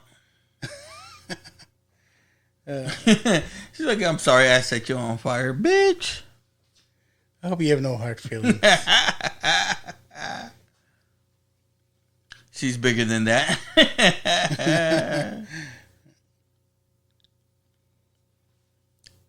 Now the attorney comes back. I got some papers for you to sign. Now that your uncle's gone, you get everything in his estate. He was loaded. It's like, finally I can go to Las Vegas. And then they show her whole fucking show. Plus Shecky Green. Shecky Green.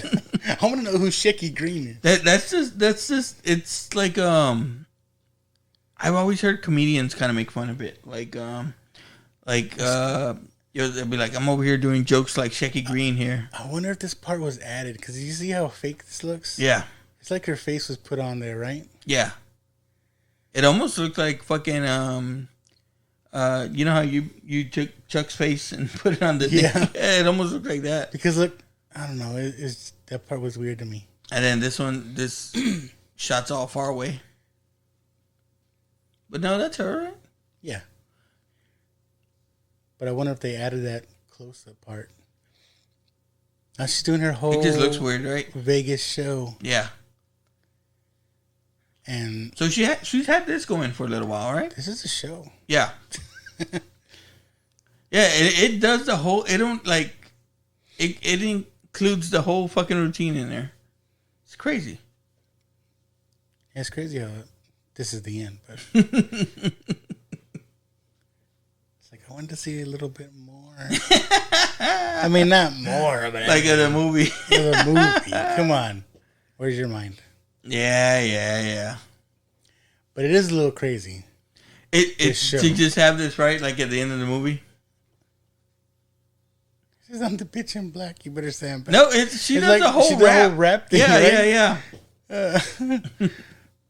This is for sure late 80s rap right here. Yes. I mean, you think about it, 1988, you had like fucking Breakin', Beat Street, all those movies come out. That was it. It was a cool little part. Yeah. This, though, I was surprised seeing this part of the movie. It's fucking funny. Like, what? Again, it's like, this is the part like you're like, so. I mean, she's talented. She's got tassels. And she knows how to work them because she does one and then she does the other one and then she does both of them. And then, you got to watch the end of Elvira, Mistress of the Dark. Yeah. I mean, yeah. Seeing the guy, Asian, like, yes. Well, then you wonder, is like, why is everyone fucking, It's like, what the... Like it goes on too long, I think. Yeah. Or not long enough for some people, I think. But you know what I mean? It's like, okay, show a little bit, and then, okay, we know that's it. Did you see that guy touch her boob? Yeah, she had to show you how talented she was, man. When they're putting that cape on her, that one guy like touches her boob. Oops. Cut. Do it again.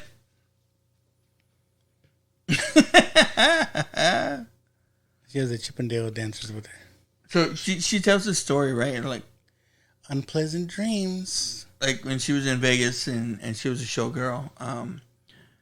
The Rat Pack came to her show and like Sammy Davis Jr. famously had one glass eye.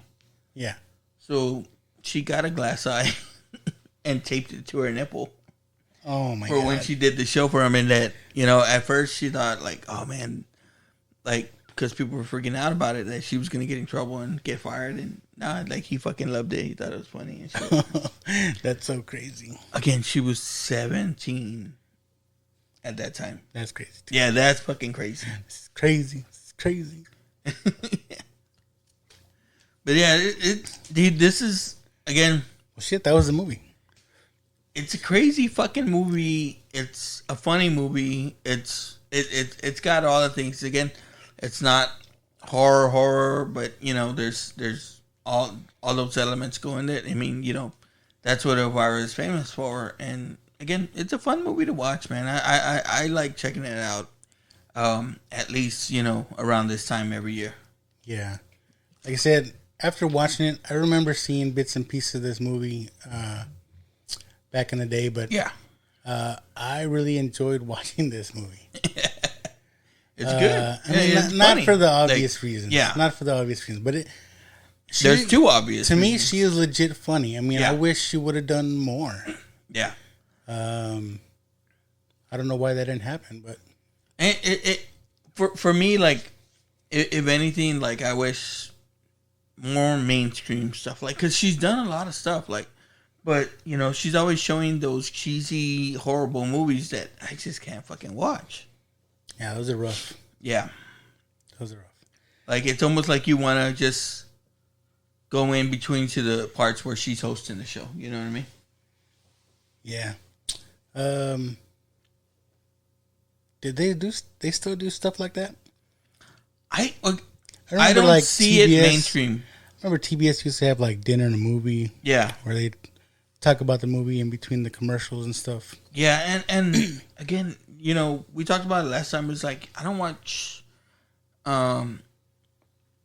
It's a lot of the cable stuff that I guess they do still show movies and stuff, like, because you could still turn on like TNT, and TNT's always showing like the DC movies now and Yeah. But, you know, I don't know if they have that host necessarily. Now, there's a station, I want to say the station is called Comet TV, where they show old movies like this, especially like from the 80s and cheesy ass fucking movies like that. And it's hosted by a guy named Svengoolie. You ever heard of him? I don't know. Comes out with the whole, like there's a whole, like he's got his whole fan base out there. People that follow him and tune into him. And like he has rubber chickens that he throws or something like that. Like that's part of his little act. He paints his face and stuff like that. And he hosts these movies. And it's every fucking Saturday. It's a new show.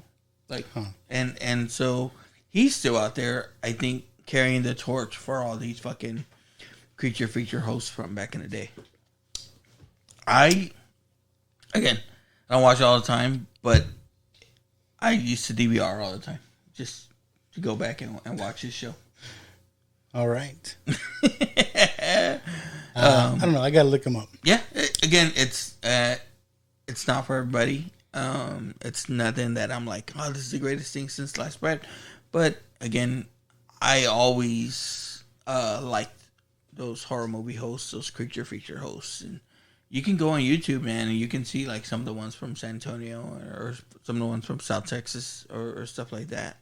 And it was good shit, man. All right. I definitely liked it. We gonna get into it? Yeah, let's get into it. All right.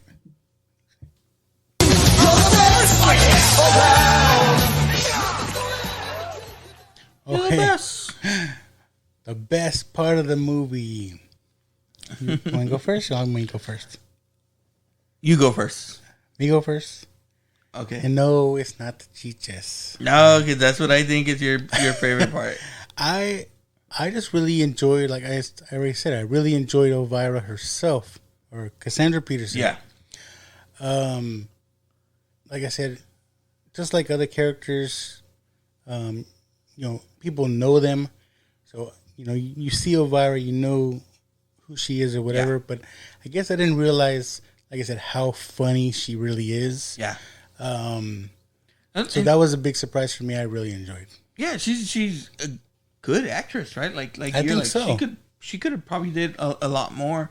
I mean, I do like I said, that it's her own character and she kind of owns it. So she's you know, become rich off of this. Yeah, hopefully. You see Elvira shit everywhere. Hopefully, they don't try to reboot Elvira afterwards. They are just rebooting everything now. Did you see? I posted somewhere. Oh. They're rebooting Fresh Prince. Really? Yeah. Like, and I mean, they did the Wonder Years. A more serious show they're talking about. I saw they're doing the Wonder Years. I think that's out already. Yeah. But Fresh Prince. I mean, I don't know. Well, you know, how you gonna act like Will Smith? Yeah, and then they're doing Lost Boys. I saw that. Yeah. So with the guy we just talked about from Quiet Place, that yeah. Noah Jupe. Yeah. And the other guy from the It movies. So I mean, we're gonna see, but I kind of like it. But again, you know, like it's always the modern take on vampires makes them look all fucked up and shit like that. It's like, I don't know. You know how good it's gonna be. It's like, are they gonna modernize it? Are you saying? Yeah. Hopefully. Okay, so I think my best part of the movie is I really like the fucking the cochino scene at the picnic. And the lady says, "Yeah, is his face taken?" Yeah, and she fucking it's like it's so fucked up, man. But you know the funniest joke to me still is that when they're like, "How's your head?" and she's like, "Well, I haven't got any complaints yet." So, and that's a joke that still makes its runs. Yeah, it's fucking funny, man. So again, the comedy aspect of it and how funny she is the best part for me as well. All right, let's see what do we got now? Surely you can't be serious. Surely you can't be serious. What about the worst part? Or the part you didn't quite like. I think kind of like you, it's the way it ended, and not necessarily the Las Vegas scene, but the fight with the old man. I mean, I guess it's almost like they didn't have an ending for it, and they kind of had to come up with this shit and stuff like that. I think they knew she had to go to Vegas. Yeah. But how to get there? Yeah. It was just weird that whole fight with that guy. Because he just started deteriorating out of nowhere, and it was like he wanted the book so he could fucking die. Like, what the fuck? Yeah. You know what I didn't like? The Boy Scout, he didn't have no cojones at all. I mean, he punched that one dude after... Yeah, that was a good punch. But he was such a big dork. It was a Jethro. Yeah. You think he should tore that ass up from the beginning? I got you. For real. Get with it, guy. Because he probably grew up in this footloose town. Yeah, at that point, like he's an older guy. It's like, you know, what guy ain't thinking of that shit? I know. Every other guy in the town was, like, obviously, even the younger guys. You know what I mean? Yeah. The old man, everybody, except for that one dude. What the fuck? What do we got next? If I can change, Я думаю, что каждый And you должен can change. and you can change. Everybody can change. What would you change about it? What would I change? I was thinking about it. I would not have them rip up that comic book. That's what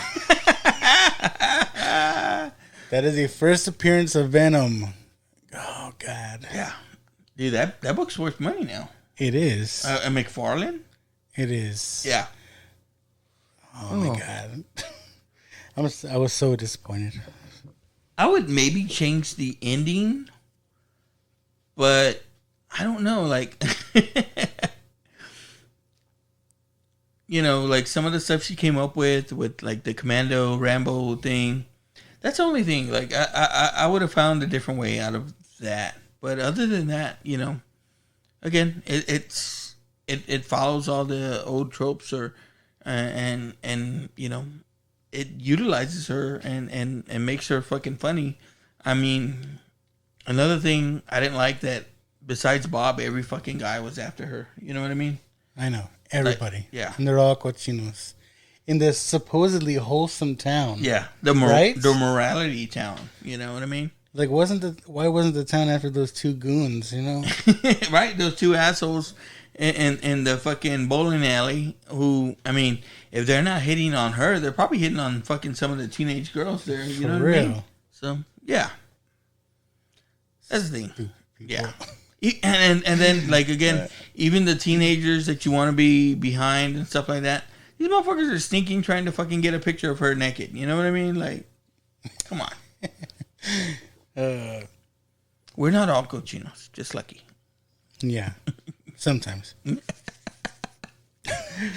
What else? So, what do you think? Sequel, prequel, spin-off? What do you want to see? Well, like I talk about, like there's been a lot that's come out after it. Like she's done a lot of different stuff. I honestly would like to see Elvira do actually like good movies. Like what does she think of good movies? I gotta look because I think when I was looking, she did some serious movies. I think I don't like know. As an actress or like as I'm saying. What do you mean as Elvira? Yeah, like as Elvira, I'd like to see her host like some of the fucking higher end. Oh, okay. Horror movies. Like do like the classics, man. Like Texas Chainsaw, like Exorcist, shit like that. Do you think she really likes horror movies, or you think it was just an act? Ooh, that's another interesting thing. I don't know. I mean, like she has to play to it for the fans, but I've heard her like because again, when we start talking about a movie we're gonna do, I try to go back and look up different things about it and stuff, so I could bring some of that to the table. A lot of her interviews, she speaks very knowledgeable about fucking horror movies. Like, all right. But you got to think like, because she does a lot of conventions, stuff like that. Yeah. Like, she's been put through the ringer on some of this shit. Like, you know, there's horror movie fans that don't play that shit. Like you know, they're real serious about it. And those people are like, actually. Like, that wasn't Jason behind the mask. That was actually this guy. And you know, they know every fucking actor that's played Jason and stuff like that. And again, that's good to know. Again, we're not shitting on our audience here, but it's a lot of stuff like that you know, they'll put her through the ringer, you know. So she's got to know her shit. And when she speaks about it, it's like she really does. You know, so I think spinoff for me. I want to see the adventures of Kaneki and Kylo Ren. Kylo Ren. Yeah. I think Kylo Ren gets pissed off because he ripped up his comic, and they just go to comic conventions after that. I don't know. That's what I want to see. Yeah, the adventures of fucking 2 comic book guys. But again, like, back in the 80s, people weren't talking about this shit. No. You know what I mean? It was, you were a nerd. Comics weren't, I don't know. Only the serious nerds were the ones that kept their comics. You got to think it's pretty cool. Like, somebody put it in there that was a comic book fan. It couldn't be happenstance. But dialogue, speaking about comics, come on. I mean, I don't know when that comic came out. I don't know off the top of my head.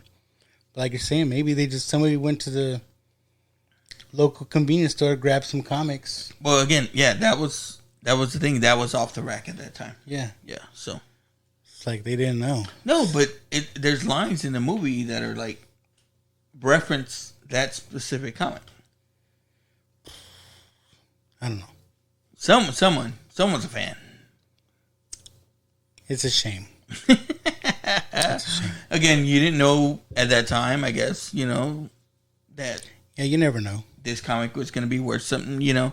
I've heard people talk about when, like, Death of Superman came out and they bought multiple issues, and it's not worth shit. It ain't worth shit. Yeah. Yeah, you never know. Because I'm sure people that bought Walking Dead #1 did not realize what was going to happen. But, yeah. But whatever. What else we got? So, what do we got coming up here? What do we got? Okay. Well, let's get into our taco rating. Okay, yeah. What do you got? Shoot. Oh, good. My kid's probably messing around. Taco rating. I think I give this one like 3 3/4 because, I mean, it's not the greatest movie. Mm-hmm. The ending's kind of weird, but just because it was surprisingly enjoying. Yeah, I don't know. Yeah, no. Three tacos is right there. Like it's a good movie. It's not great, you know. It's not anything that, you know, we're writing home about, but it's one of those movies that, again, it has that rewatchability that we talk about a lot. It's, you want to be able to go back to it, or you can fondly remember it. You know, there's stuff that you can go back to, certain jokes or certain scenes and stuff like that. You know, you don't have to be all about it, but you'll hear it universally. Like, Elvira's fucking loved. Like, I've yet to hear anything negative or bad about her, about, you know, the stuff that she does. So, yeah, 3 tacos works for me. Female Keanu Reeves. Hey, maybe. Nobody talks bad about Keanu Reeves. Nobody. So, what we're saying is Keanu Reeves, Elvira, mashup. John Wick, Elvira. That could work. Yeah, it works for me. I'm tuning in. That could work. I would watch. Yeah. Yeah. That was Elvira. Again. So I hope that, you know, people that are listening to our show, or, you know, if anyone listens, whatever, is that if they don't watch the movies, they go back and they watch it with us. Or if, you know, they listen to us and then they go back and they watch the movie. So I hope we turn on a few people to some of these movies that, you know, like obviously by the box office they didn't make a lot, but Yeah. still, they're pretty good. Hopefully, by us talking to them, if they can't watch so long, like you said, Yeah. hopefully, at least we inspire them to at least check it out. Yeah. So I mean, again, Like most of the movies that we've talked about is like we do like them. You know what I Right. mean? Like it's not like anything. I don't know if we've talked about anything that we hated. For the most part. Like one thing I remember Chuck saying from Just Another Friday Night when I did the episode with Lilo Brancato from Bronx Tale. He said he never knew his story or he never seen the movie, but after hearing my episode of my podcast, he went and watched that. So yeah, that's kind of cool. That's hopefully what we do with you guys. Yeah, and like there's times that I told Chuck, like, you hear the episode, he goes, yeah, but I haven't watched the movie yet, so I want to watch the movie and hear the so episode. he knows what we're talking about. Yeah. So it's pretty cool, man. Like I said, I hope that we're turning people on to some of these movies and stuff like that. And Elvira, obviously, like, she needs no introduction. People know it's like I said, she's built her own brand. So. And so, speaking of, I forgot what I was going to say. Well, speaking of brands. Speaking of brands. What are we coming up on? What do you want to do next? Well, we're sticking with the Halloweeny, spooky kind of stuff. Yeah. I don't know. What were we going to say before? Well, before Elvira, we had another movie, didn't we? No. We were talking about actually doing the Roseanne episodes. Oh yeah, the TV episodes. So I mean, again, I'm a big fan. I know you're a big fan. I've recently started rewatching the Roseanne episodes and stuff. I'm down to get into that. I don't know, if that's what you feel. How many episodes do you want to do though? I think we can do like 3 or 4. Like there's, I think, 8 total of the Halloween episodes. But if we pick out 3 or 4, I think we should be good. All right. Well, let's plan for that. If not, we'll figure something out. Because we also got something planned up. Yeah. So watchers, I mean, we will post something about it and probably need your suggestions. But we're talking about doing a March Madness type tournament. Bracket style tournament of horror movies, and we're gonna try to determine what our number 1 horror movie, I guess, would be. But we're also, horror, just the whole, I guess, spooky kind of movies. Anything movies. Horror. Well, horror. That's a different bracket. Horror. Horror movies. I guess you can put slasher in there because, like, Friday the 13th and those kind of movies. Yeah, and monster movies. Yeah. So everything in that kind of realm, I guess. We're gonna put up against each other in a bracket to determine our favorite, and we're gonna have possibly some guests with us to help us out with that. Yeah. So I know initially we're thinking the boys from Just Another Friday Night, but maybe we get some more input on there. Yeah. We'll have a big party. I don't know. Try to squeeze some more people in here. Maybe we get some of the ROU in there? We'll get their suggestions. Yeah. Maybe we talk to Jerry, see what Jerry? he suggests. Yeah. He's probably going to throw Jack Frost in there, because you got to have that Christmas kind of. Jack Frost. Do you remember? Isn't there? There's 2 Jack Frosts. I'm saying there's a spooky version, right? Yeah, it's not spooky. It's kind of fucked up. I would think of the one. Isn't it Michael Keaton? Michael Keaton. That one's good. I like that one. There's a lot of people that shit on that one. Like, that's a stupid fucking movie. I like it. And I think of that kids movie. It's like Guardians of something. And it has Jack Frost in there? Yeah, Jack Frost. He's like the main character, but there's like Santa Claus and Easter Bunny and like. Oh, fucking the Santa Claus movie? No, it's called Guardians of something. Well, the fucked up Jack Frost is like it's a horror movie with I guess it's a fucking. All I remember is that it's a fucking snowman and he kills Shannon Elizabeth, and he kind of rapes her with his carrot nose. You know my favorite Jack Frost. Oh, I thought that was it. My favorite Jack Frost. Martin Short. Yeah. where he's making what's her name sing. Yeah. Jack Frost nipping at your nose. He's like, sing it again. Oh. But that's Christmas. Yeah. We're saving that stuff. So yeah. I mean, again, we can do Halloween specials, something like that. I mean, it's whatever you want to do. I don't want to fucking pick everything, but you let me pick everything. I'll just tell you. And it'll be, or when we do that bracket, it's going to be, since we're not watching anything, it'll be a Dork Dad podcast episode, but it's still going to have me and Joe. Yeah.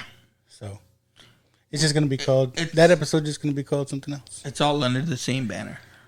Yeah, because as you know, the show runs on dorkdadpodcast.com and now watchthis.com. Yeah. I was telling we're Chuck, one and the same. Man, we got to get on Lucky's level. Like, Lucky's Dork Dad podcast comes out with commercials and stuff. Does it? Ooh, yeah. Your Dork Dad podcast, if you listen to Now Watch This on the Dork Dad pod feed, a commercial comes out before it. Does it? Yeah. See, I don't ever know. Yeah. I think it's who I use for my provider. It's badass. I got to go ahead and listen to it now because I listen to everything on our feed. Yeah, I do too. I do too most times, and every once in a while I switch over or whatever. See, I don't even know what's going on. I just want to make sure we get downloads and stuff. There you go. Support. Just let it play. Oh no! Well, I mean, I think I'm our own biggest fan. So again, like, who listens to your show? I listen. I do. Don't worry. I do it for me, and that's why I have a friend of mine who just started his own show, and he was always asking for tips and stuff like that. And I said, man, like for anything, just do it for yourself. Like, listeners will come. Do it for yourself. Listeners will come. If I'm doing it because I'm trying to be funny or trying to make someone laugh or do something like that, no, I'm trying to make myself laugh. I mean, we try to be entertaining, but most of the time is we're being ourselves. Oh, I agree 100%, man. Like it's fun. If something funny comes out, it's on accident. I didn't fucking write that shit. Yeah. As you can tell, sometimes we come in here and fucking wing it. Yeah, man. Yeah, because that's fun. I think, I don't know. That's why I need you, because my show, I don't know. I would stress out on my show, even though it was just me. Yeah. It's like, with you here, I have someone to bounce off, so it makes it easier. Yeah, I just fucking ramble on and go on my fucking rants. Not drunken yet, but one day. I should have brought some shots. Say thank you, Joe. Yeah. Oh, thank you. I tell Chuck all the time. It's like, I got lucky, like literally. Yeah. So possibly look out for Roseanne. If not, we'll throw something out there as a surprise. But again, like, it's part of my deal. It's like, I'm probably gonna go home tonight and we'll watch another episode of Roseanne. Okay, then it's down. Roseanne, tell me what episodes you want to do. Well, that's I'll send you the list of the Halloween ones and you go through and check them out. Okay. It's on Peacock though. Peacock. Yeah. Is that free? Yeah. Well, you don't have Peacock? No. It's an app. I know, but is it? No, it's like $4.99. Oh my god. Not that bad. Okay, well, send me the list. I'll send you my my Peacock login. All right. What else? Before we go, anything else got going on? No, I think that's it. Oh, I went to see Korn last night. I went to see Korn and Stain in Austin. It was badass, you know. But do they still have people separated, or they don't care? No, dude, it was fucking. Ooh. It was pretty crowded, but my wife. Was it outside? I saw you guys outside. It was outside. You know, we got lawn seats, and you know, everyone kind of respected each other's space and everything like that. It wasn't that bad. I never feel like I was fucking breathing someone else's air or anything like that. Like, that was in Austin? It was in Austin at that amphitheater. Did you ever see any concerts at Sun Garden? Yeah, all the time. Did you hear they're supposed to remodel it? Yeah. Like put some like big money into it. Yeah. So they're gonna make it like basically like the amphitheater there was in Austin. It's pretty down on the ground, and it kind of builds up, and you know, they have covered seats and everything like that. But the lawn is, man, like you could see everything. It's pretty. But that was like Verizon. I don't know why they shut that place down. Really, right? Like I saw a lot of shows there that were pretty good. No, I don't know why they shut that down. Like it's still there, right? Yeah, it's still there. It's like a church now. Oh. But like, I don't know why. Maybe it was too hard to keep up. I don't know. But I don't know. Like, so we went. It seemed to be easier. There's no building. It's just Korn. Man, the Korn's been like one of our favorite bands. So you know, fucking, it was good to see them.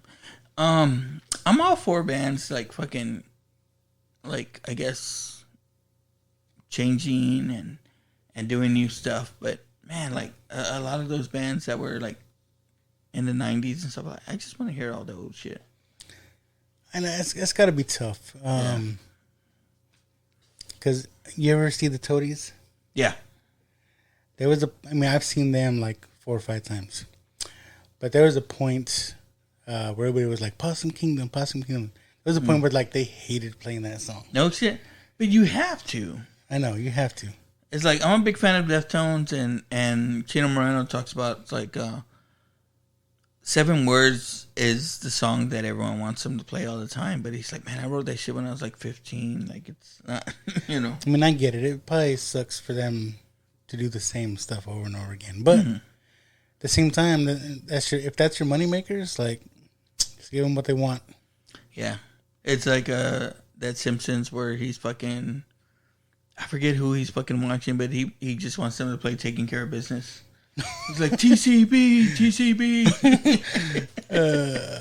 That's funny. Hey, that's another thing we can get into is the Simpsons Treehouse of Horror episodes. Yeah. You a fan? Yeah. Yeah. I don't know. I got to check with you now because I don't know what you've seen now. It's like, don't matter. I'm going to watch it. Like I just watched this movie earlier today. So I tell you now, watch this. Watch this now. Yes. Watch this now. So we got merch, you know. Yeah. Check out the merch, 3leggedrabbit.com. And that's what I wanted to say too is, you know, might have left some stickers behind over there at the concert place. All right. Yeah. All right. And I was fully decked out. Like, I think my wife posted a picture, but I saw you. I thought you had your hat on. I had my hat on. I had my Now Watch This shirt on, you know. All right. Just letting people know.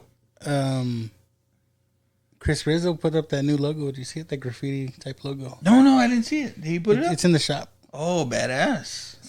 We gotta put it out there. I know. I need to order me one. Hell yeah. So, yeah. So there's some new stuff in the shop. 3leggedrabbit.com.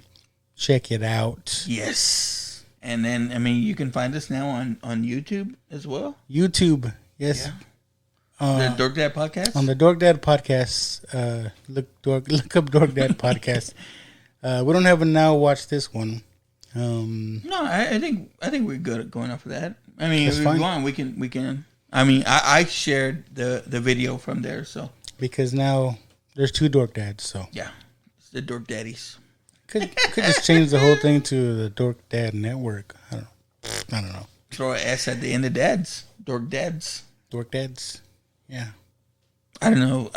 Last time I mentioned that, Chuck said, "Don't be stepping on Lucky shit." I was like, "Hey, bro, damn, quit hating." It's all good. It's all good. So yeah, check out that stuff and check out things yet to come. Check us out on YouTube. Right? Yeah. Keep watching. Keep watching. Keep listening. All right. Hold on. Let's do that again. I got this. If you're watching video, there it is. Oh, there it is. Keep watching and keep listening. Our fucking it's crazy. It's crazy. It's crazy. Hey, life's a risk, carnal. Tell me something, my friend. You ever dance with the devil in the pale moonlight? I do a great impression of a hot dog. Billy likes to drink soda. So am I to understand that you men completed your training on your own? That's the fact, Jack! Come on, seriously, who is that? I only came here to do 2 things, man. Kick some ass and drink some beer. Looks like we're almost out of beer.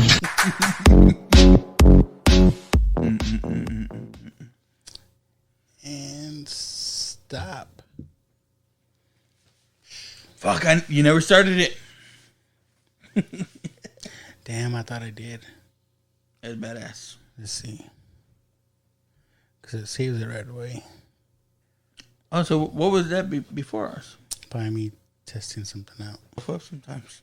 Okay. We're going to start this again on video this time. Now that I hit record. I thought I hit record last time. Okay, are you recording now? Recording now. Ready? Good. This is crazy. This is crazy. This is crazy. Hey, life's a risk, carnal. Tell me something, my friend. Yeah, You ever dance with the devil in the pale moonlight? I do a great impression of a hot dog.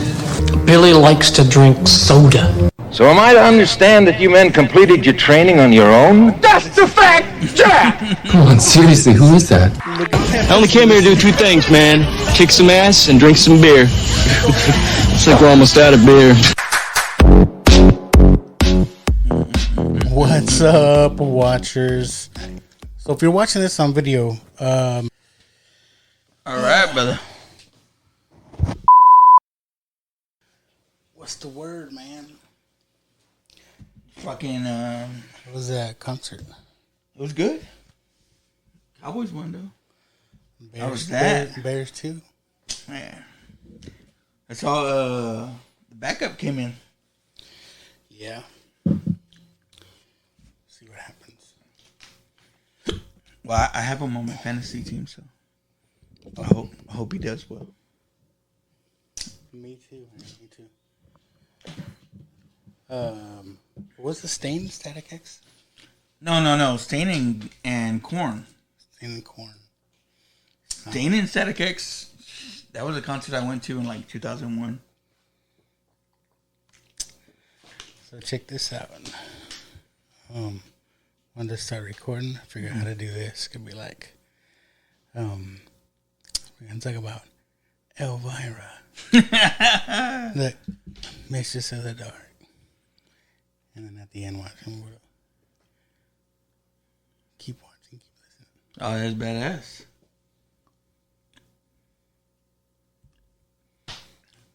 Dude, I think you might have to move the camera back a little bit. Good? Get us both in. Now we're good. I think last time I had all our panzas. I was like, Everyone could see that. I think we're good. We still need to get something here. well, that's why I put the. Oh, the Elvira thing? Yeah, that's why I put it up there. Sweet.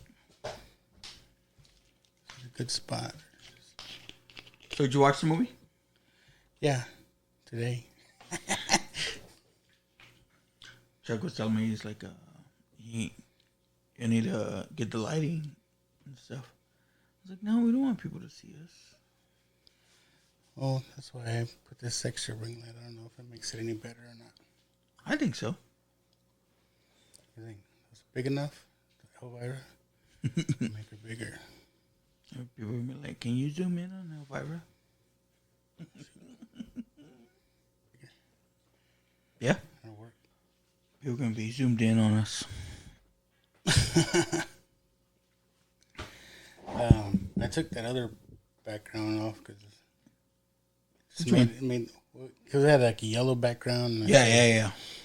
Like that way, our screen's bigger, I guess. Yeah. Let me get this set up.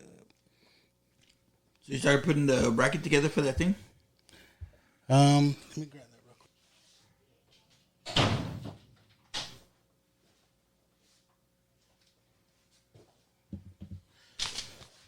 I just wrote down whatever y'all put.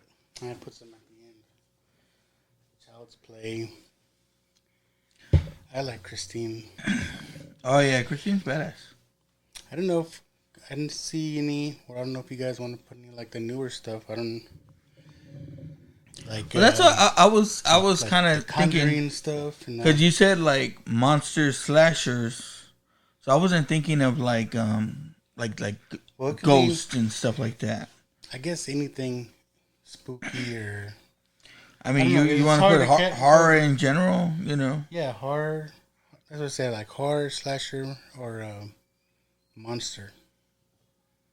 Yeah, because I don't. Again, the Conjuring ones are okay, but I really, and they're not like something I go back and watch. You know. I got you. So I need to see how many. But like, I mean, I don't know. You're talking horror in general. The Exorcist is hard to beat. Right? Had someone that fucked me up when I was a kid.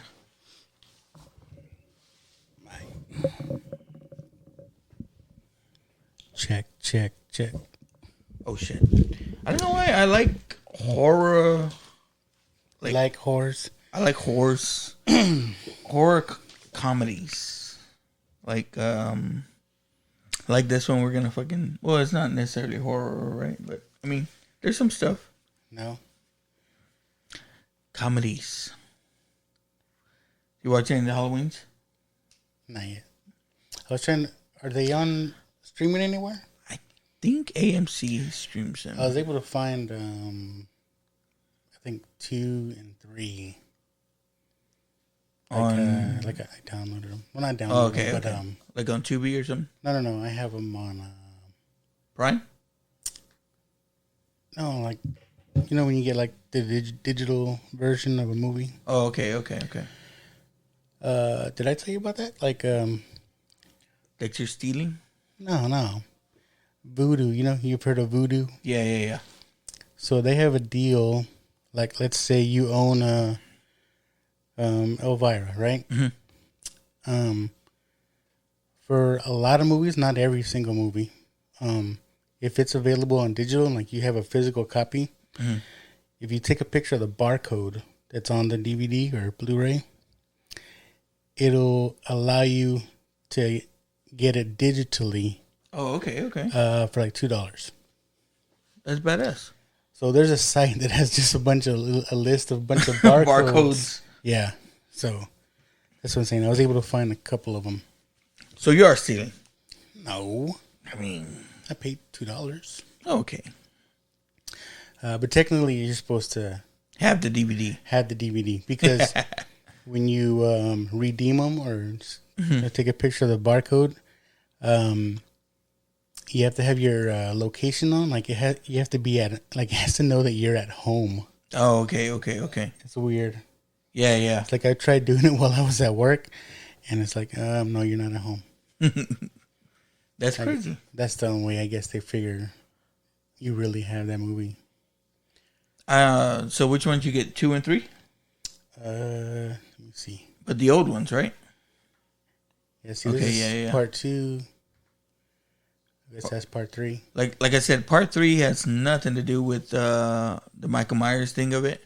But part 3 is a standalone movie. It's not that bad. A lot of people give it shit because, again, it doesn't have Michael Myers. But so someone like these 3 kids, right, or something. No, well, it's about this guy. I think he's like a detective. And there's this company that makes these Halloween masks but they're gonna kill a bunch of people at a certain time on Halloween.